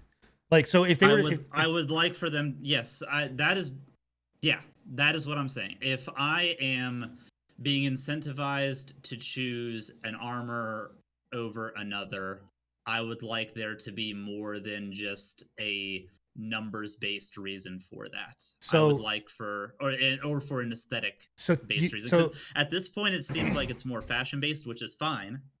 But so here's what I would say. You need to look at it from the mindset of, okay, cool. You had your character in Dark Souls that you leveled up. You wanted to go a magic build, right? But stuff that you're getting, things that the way that it's working, it's not working out that your magic build's going to work. So now you're just going to put points into crit because, or whatever. I'm just saying. I don't like the comparison because it's static based loot versus randomized loot, and you can't really compare those two. I'm not comparing the loot. I'm comparing the person itself. Like your character is static in Demon Souls or Souls-like games until you put points into them, right? Right. Your points are the Valor plates. Whatever plate that you decide to go with is based solely on how you want to build out your character. Now, I can say I want to build out this character and I want to go for a frost build. I need to go find frost weapons or whatever else. Or the game is giving me frost loot and I'm getting frost RNG. Where I'd say that's a bad thing is like if it wasn't RNG based and you knew running here I'm only going to get frost items, well then that's what I'm going to do. Then yeah, that's bad. But since it's RNG based and you don't know what you're going to get, it adds a variety of being like, I need to be flexible with my build. So I need to go and say, cool, I'm going to go over here and now I've got a bunch of bleed gear. I'm going to try the bleed person. And yeah, but it doesn't change the gameplay at all, and that's what hurts me. Like if you're speccing into a sorcery build in Dark Souls, since you want to make this comparison, you're going to be playing a ranged caster, whereas if you're playing a dexterity character, the weapons you're using for a dexterity build are going to be fast and loose. If you're playing a strength character, they're going to be slow and heavy. Have you looked if you're playing a faith build, you're going to be built around have sustain. you looked at what the different abilities that the weapons themselves add? Like, have you hold on, because that's what changes it, because the weapons that go in there, I'm not saying the weapon types. I could care less about the 5 fucking weapon types. What I'm saying is the actual abilities that go on there, because I've gotten a piece of weapon that had a random roll that said, whenever I soul shatter someone, I get a boost in luck and I regen health. Right? If they are chilled. Yeah, but it's just numbers. It doesn't actually change how you're playing. It does change that I'm playing. If I'm not soul shattering anybody, now I need to soul shatter to be able to get those procs to go off, right? Or if I go in and I have a build right now that if I breach someone, it creates a curse effect around the other 3 enemies that are around them, right? So they have now a weakened ability or something, like whatever it's called, but it weakens their ability, right? Which makes them proc more, makes them prone to get breached more. So that changes my game style now to that I've got to fit my gameplay around the breach mechanic that I wasn't doing before. Like, yes, it's not going to change the actual function of like me being, I'm going to roll here, dodge here, but it does change the fact that I'm going to focus more on breaching, or I'm going to focus more on soul shattering, or I'm going to focus more on getting parries, or I'm going to focus more on doing this type. Like, that stuff is there. Like, I disagree with saying that it doesn't change the game. Like the Valor plates, sure, I'll give you, they're all the whatever else, but I don't look at the Valor plates as what dictates how I'm going to play the game. The weapons and the abilities that I get and those abilities that are on that weapon change how I play the game. Marginally. Okay. I do still see it as numbers and stuff. I would have liked to have seen more variation. I feel like if they're going to put this much effort into it, I still see those 6 frames as the same thing with different colors. You're going to, like, they all have the same potential, is what I'm saying. Like, at the end of the day, depending on what your roles on your loot are going to be, you can interchange those out however you see fit. And it's literally not going to change a damn thing for those 6. And that's where my frustration lies. Also, just throwing this in there, I don't know if it's true or not, but I hear the in-game viability, like as far as builds and stuff, is fairly lacking. I don't know if that's going to be the case for you, or I would like for somebody that I know personally to get to in-game so that they can discuss that. But from what I understand, weak spot and crit are really the only like in-game grind viable builds in the game. Yeah, the other ones make the game like way too difficult to function, like actually justifying them. Like I said, I can't speak on in-game because I'm not there yet, but I plan on getting there. Yeah. I would like to have you get to endgame before we go into like an endgame discussion, because I don't know much about the tower. I don't know much other than the rehash, like New Game Plus style stuff. I do want to talk about the bosses real quick though, and I think it is a really fucking stupid mechanic that you can just throw your face against a wall on a boss, and even if you only get them a third of the way down, that carries over to your next attempt. I think that is the dumbest shit ever. Are you talking about if you die you revive, like you have 3 yeah, okay, the boss checkpoints basically in their health. That is asinine to me that they like that. Just let you like, yeah, you're gonna get your ass kicked, but if you really just keep throwing your fist into that wall, it'll break through because you'll eventually hit those checkpoints and whatnot. I would say that in the first run of the game, I feel like they could have shortened the boss's health bar and would have gotten the same effect, basically. So I agree with you, and I disagree on 2 things. I think where I disagree with you is I look at it, and I know you're gonna tell me stop bringing up other games that suck, but I look at it like some other MMO games or any game like where you have a healer that can revive you, being that kind of mechanic, but like saying, okay, well you're there by yourself, so like, you know, that person revives, or like Destiny has that mechanic, like where they when you're in a run, as long as you don't squad wipe, right, squad wipe, you can come back. What I will say is that I think once you get to New Game Plus, it should be a one and done kind of thing. Like, because it tells you whenever you are in hard mode that like, oh, you're gonna get 3 attempts if you die 3 times, you're done.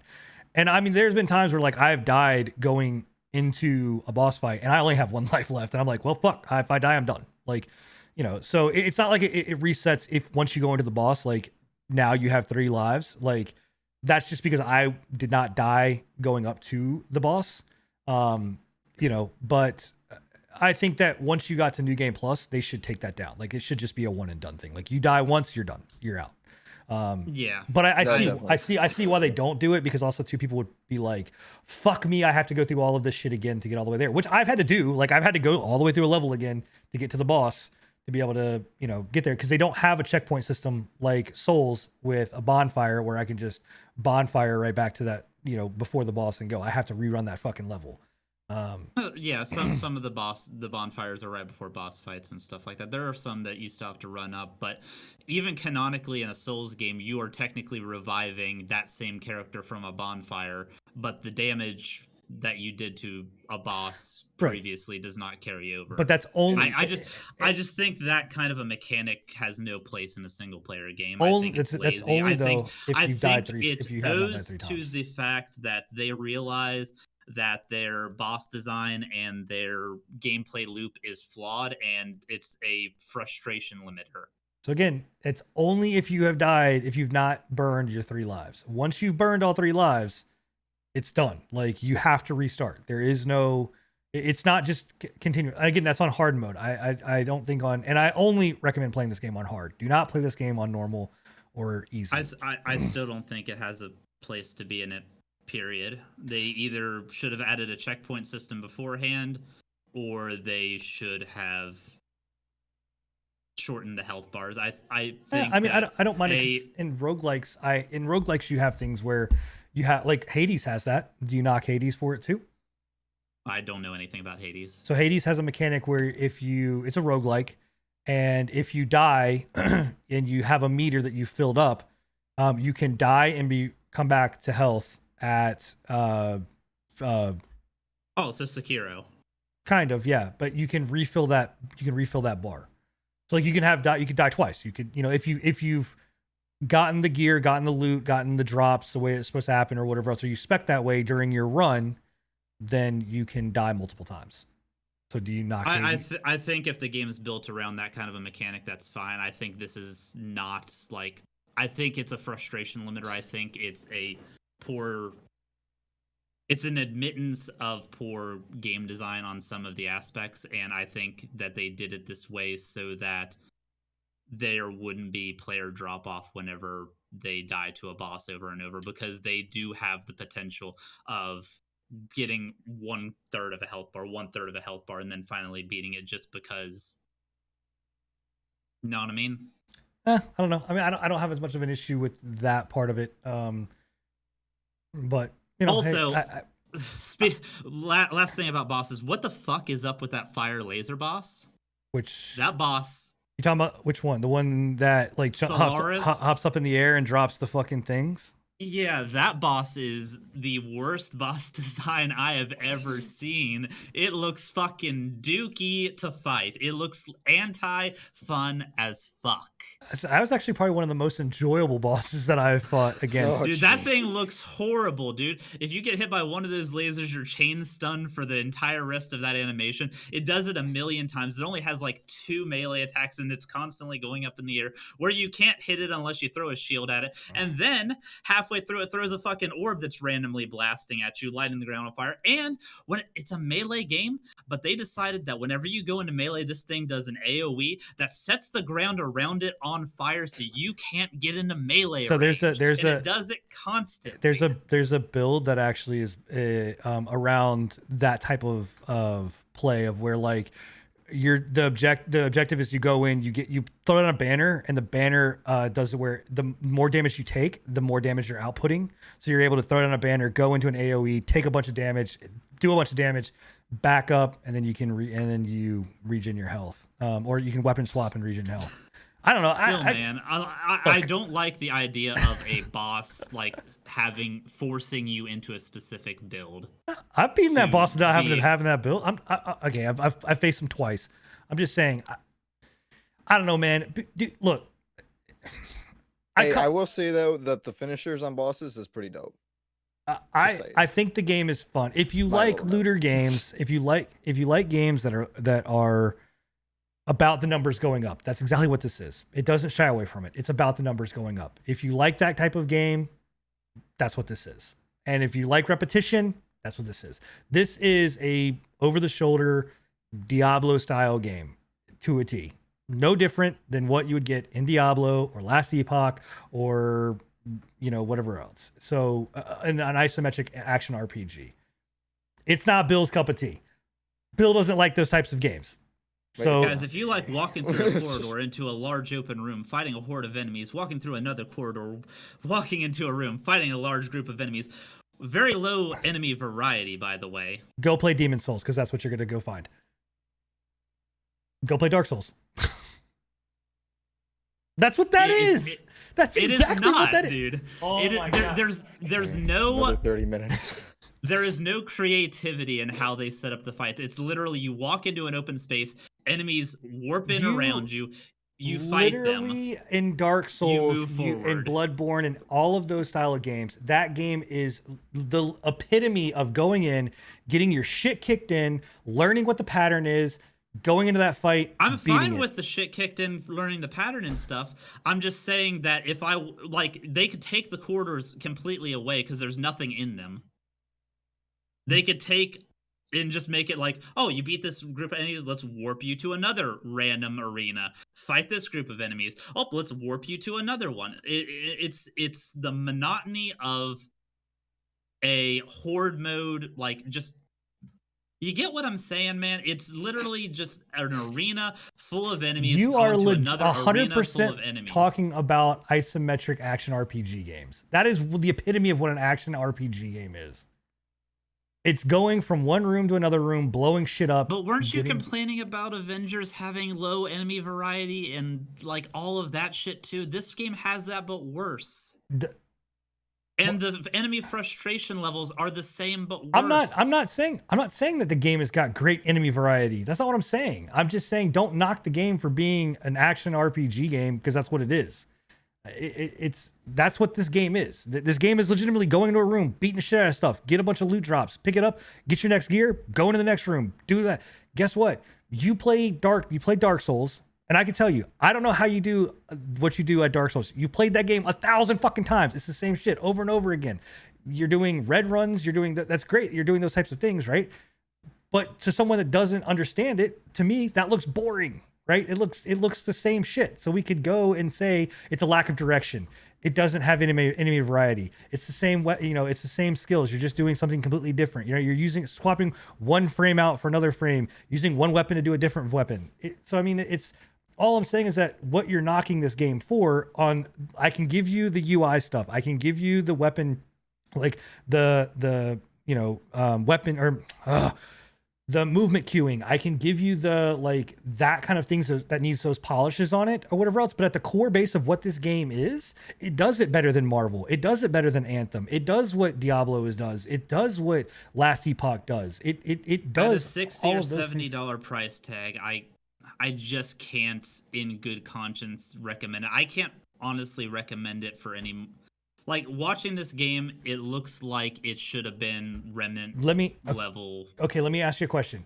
Do you, if you had a PlayStation 5, would you drop $70 or $60 or whatever the fucking price tag is for Demon Souls right now? Yeah, for Demon Souls. Now, if you play, no, I'm not going to say if you play Demon Souls. Would you drop $70 on Demon Souls? Yeah, I would. It's the same shit that you've already played. But I've not played it. Okay, I've not played Godfall. I didn't play Godfall coming up to this. No one's played Godfall. But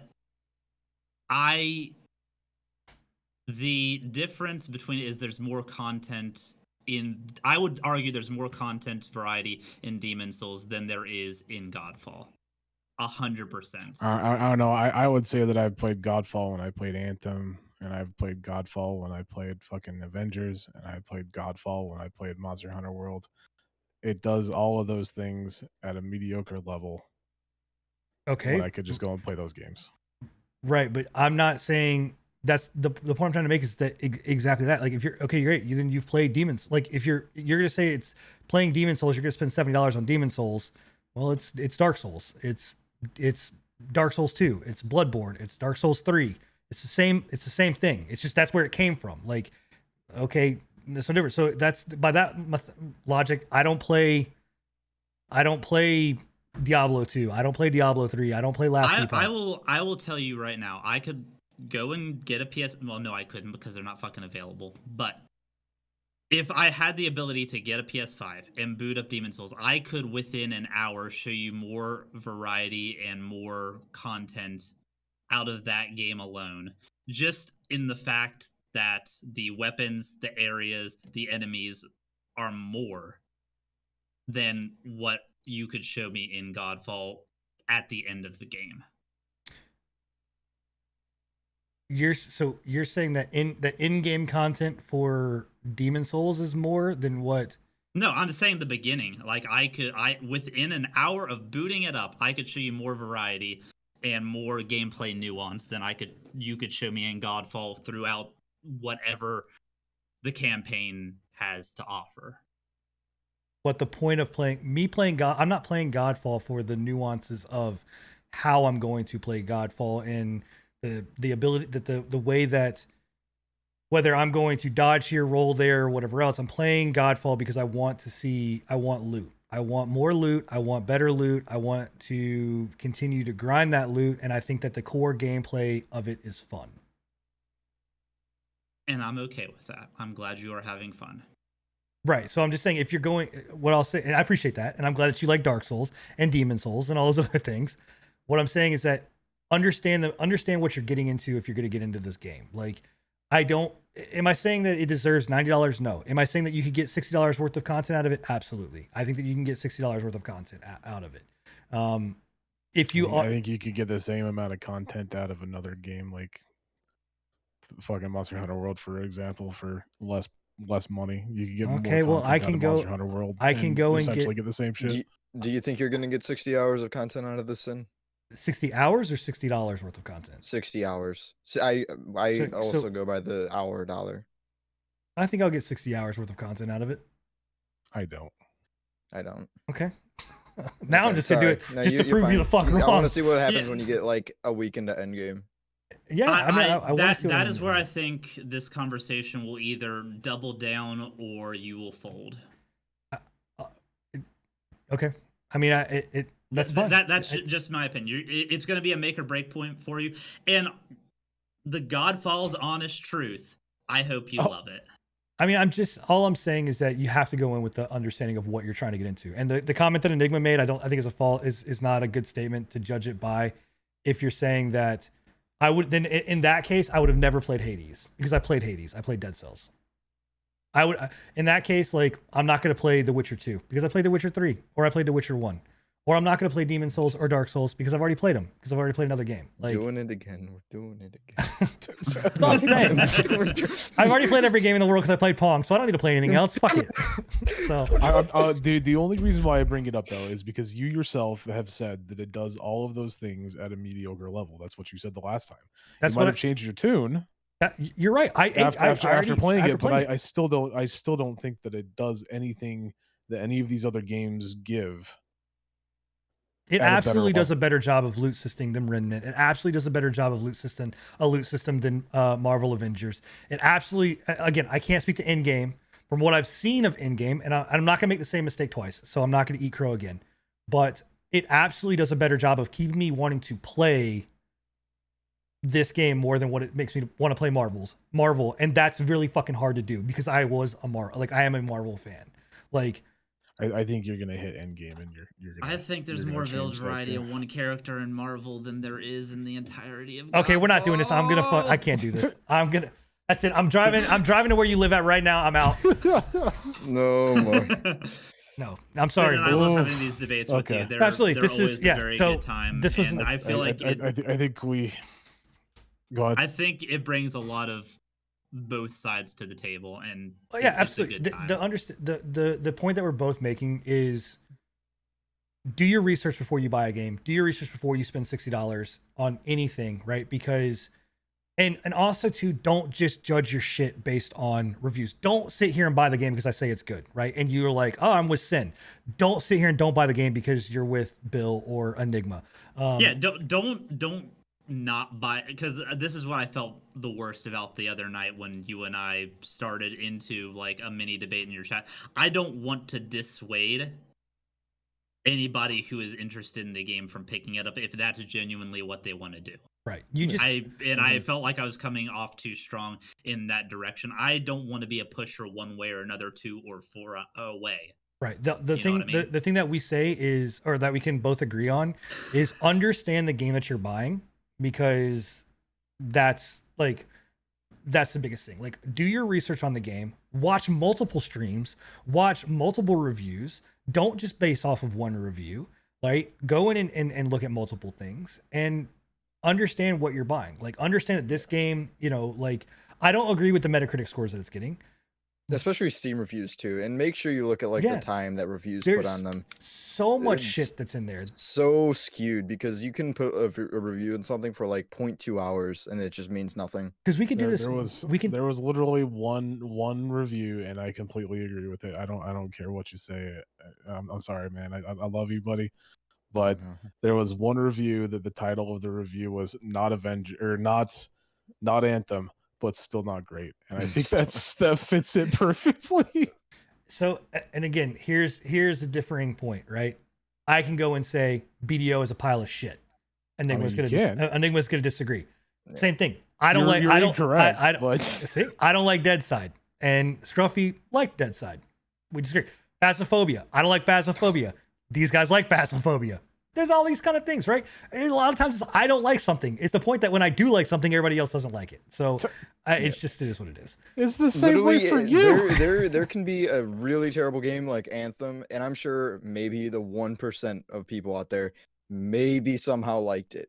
But I actually didn't mind it. I didn't mind there you go. It might happen. So you might find a gem in the rough just if you just look hard enough. Yeah. But Anthem probably wasn't it. Yeah. So there you go. The definitely wasn't it. That's just for the point. That's it. So we're gonna. How many questions do we have? Because we went through. I had one. I'm trying to find it right now. I got one, and then there was one from Gen Pork Chop, which is probably from. I got Pork Chop. Yeah. Okay. All right. Cool. Let's do this then. Go for it. Okay. Go ahead. Yeah. Do you got yours? I didn't. Mine are just the ones you put in there. Nobody asked questions in my chat. I'll read off Sigma's. So Sigma asks, "What are y'all most looking forward to in Cyberpunk?" I will not be playing the game, so this is for them. Well, I'll start then. Definitely for me, with like most open world RPGs, is definitely just the world, because I'm all about exploration, finding little side quests, finding little secrets, just like anything that has to do with like world design and the environments, I love. And then just like especially the cars too in this game, because the cars look dope. And I'm definitely just gonna get myself one of them cars and just drive through Night City or even the Outlands. Love it. That's probably my biggest excitement. You're gonna get one of the jalopies. The jalopies. Yeah. No, I hope I get a nice sporty car, or one of the luxury cars. Actually, I think I'd rock. But yeah, that for me would probably do it. That'll be most of my hours right there. So I think for me, it's the idea of being a truly open experience, like Grand Theft Auto, but being a better Grand Theft Auto in a way. Like you're actually, I think, able to live in this world that feels way more breathing and way more living. And Grand Theft Auto 5 is a testament. Like that game is fucking old as shit. It's been out for a long time and it's still doing fucking phenomenal. And I look forward to feeling like I am living in this world, and that the choices that I make are very different, and they will alter the storyline in a way. And I feel like it's going to be something that we've not really experienced in a long time, especially being first person and being a role playing game and being in like this real like open kind of style world. And also too, like the potential of what multiplayer like has to bring. Like we've been teased and they've talked about it, and we've, been, kind of titillated about what multiplayer could possibly be. And some of us have seen a little bit of multiplayer, concepts. If they are able to pull that off, this could be a phenomenal RP game, from like what we see in Grand Theft Auto. And so I'm really excited about that. But honestly, I'm excited to just get into the game and feel what the fuck it is, right? I mean, like we've seen so much, there's so much stuff around it, and it's really just getting in there and figuring out what it's going to be. Yeah. I mean, I think I can agree with both of those points. Like just the concept of the game alone has had me pretty much titillated since I fucking saw it. Like it's no secret. I want to get my hands on it. I want to be able to. You want to get your hands on something else. I want to be able to immerse myself in it. It's one of those settings I've always wanted to do, like a tabletop cyberpunk game, but I've never had a access to it because nobody plays it, and B, the people that would like to play it in the first place. And see, tabletop games are fucking boring to me in most cases. So it's one of those things where it's like it's not worth doing it. But it's getting immersed inside of the actual game, being able to embrace kind of some of the things that CDPR is very good at with their storytelling, with their character build up, or with their characters and building them and making them feel real. And Judy Alvarez. I'm just saying. Just embrace some robot titties. Just say. She's fucking hot. What can I say? Okay. Bill, somebody asked a question out of your chat. Yeah. Yeah, Jim Pork Chapu asked, with the Steam and other sales going on, is there anything you guys are planning on picking up or something you've seen on sale that you might recommend? So there is a sale that's happening on December 5th, right? For Red Dead Redemption. Red Dead Redemption 2. Red Dead Online. Red Dead Online. Red Dead Online, Red Dead Redemption 2. The Red Dead Online version is splitting off from the single player version, and you'll be able to pick it up. I believe it's for $5. Yes. Don't quote me on that, but I'm pretty sure it is $5. I know it's $5. Yeah, I'm pretty sure it's $5, and that alone is a very, very good fucking deal. Yeah, like, I would recommend that for sure. I'll be picking that up. As far as anything on Steam, I always like to browse some of the indie games that come out. Like I like to peruse kind of some of those and see kind of what's on sale. Also, any of the VR games now having like the Oculus, like I'm always kind of looking for what's going to be on sale there. And picking up those, but honestly, like it's happening right around, I have enough right now with Godfall, and I have enough with Cyberpunk coming out. I don't see myself, and I am gonna play the new Kate Bishop stuff, but I don't see myself really picking up anything crazy. Yeah. So I actually just picked up a game. And I wanted to talk about it, but I'm definitely thinking I want to play more of it before I talk about it anyway, so we can get into it next week. But it's called BPM. 3 hours. Yeah. It's called BPM, or Bullets Per Minute. and it's a dope game, but it's pretty much like a rhythm-based roguelike shooter. But like I said, I'll get more into it next time. But that game I picked up for like $10 or something on sale. So yeah, really, really dope. And then another one that I think I might be picking up here finally, because it's been out for a while, but it went on sale finally, called Overcooked 2. Many of you probably know it. So I'll be getting that here. And I'm excited to play that as well. Don't you have so the just Xbox indie Game games. Pass? So what? Don't you have the Game Pass? Game Pass. For Oh, I don't Xbox? have it right now. No. Oh, because it's on there. Yeah, it's only $13. It finally went on sale, so I may pick up Slasher's Keep. That's I the might game. pick that up too. That's the That game game that looks turned me on. dope. Go ahead, Bill. I would highly recommend any of the Souls series. They are currently 75% off on Steam right now. Yeah.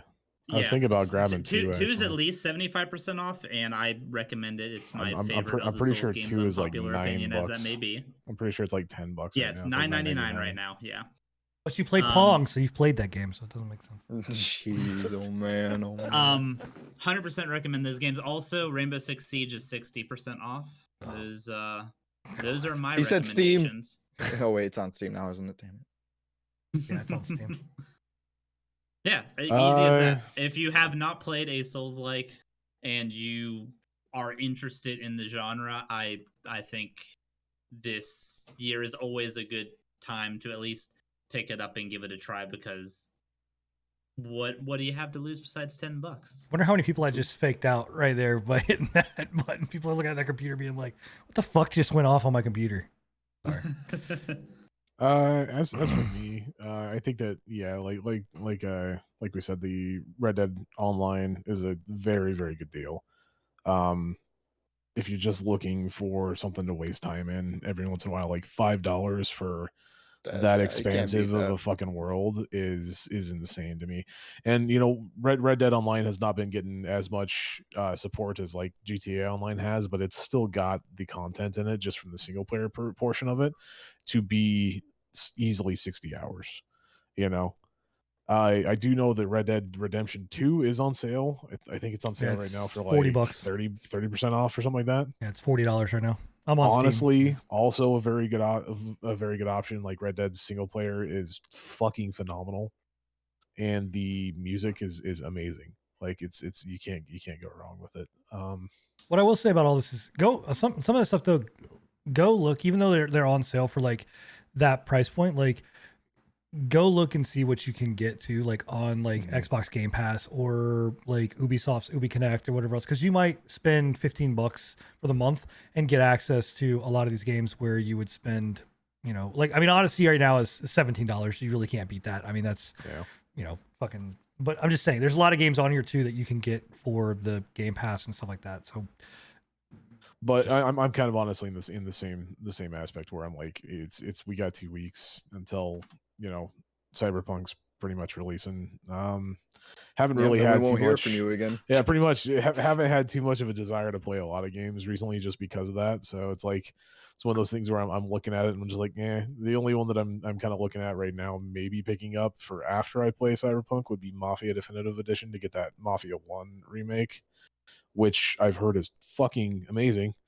I watched Crow Templar play it, and they did a phenomenal job at remaking that. It's insane what they did with it. Hades is on sale for $20. That's actually a really good deal. Yeah. Hades was another one that I was kind of looking at too. Yeah, because I just watched you play it. Games. Yeah. Among Us is on sale for $3, $4. Oh my god. Slime Rancher, $6.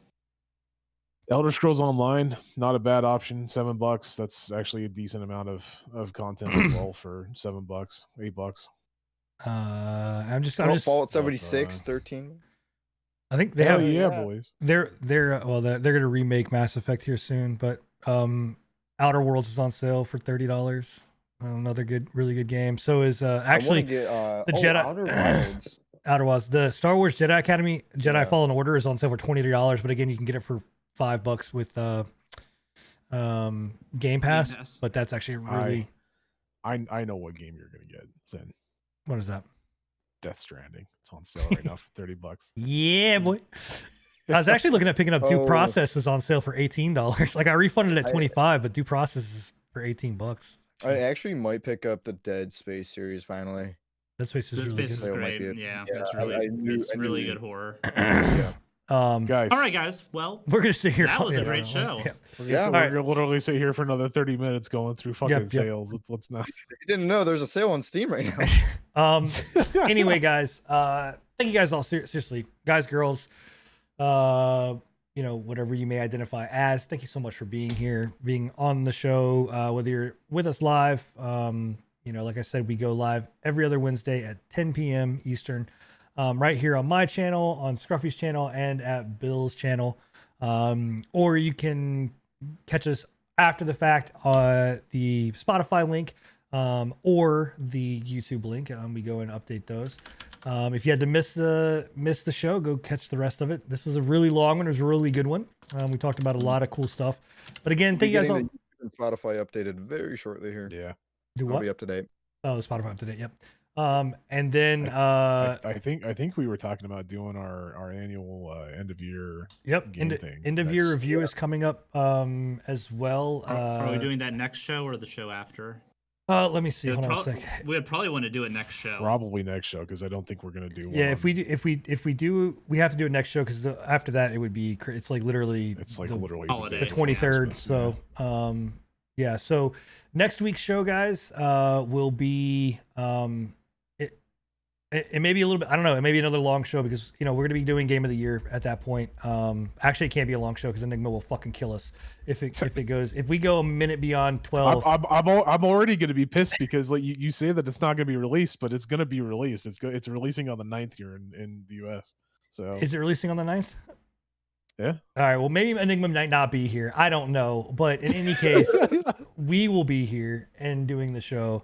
But I will sacrifice a couple of hours for you guys because I love you so much. oh, thank you. I appreciate that. But in any case, yeah, so end of the year. We're gonna basically, I think what we've kind of agreed on, but it's not, don't hold us to it, is basically taking what the Game Awards has got and kind of mimicking that and maybe adding a couple in categories in here or there to kind of our own. But either way, it's gonna be a great show next podcast. So make sure you're here, tune in. That's the 9th at 10 p.m. But again, guys, thank you so much for being here. Oh, and happy Thanksgiving for anyone that Oh, yeah. celebrates. Indeed. Yeah. Yeah. Be safe out Stay there, safe. but have fun with the fun with the holidays. Hold the best funeral for the turkey that you possibly can. That turkey as best you can. But yeah, enjoy it. Did you guys just repeat each other? Maybe. Oh my God. Shut All right. On that note, we're out of here, guys. We'll talk to you guys later. See ya. Good night.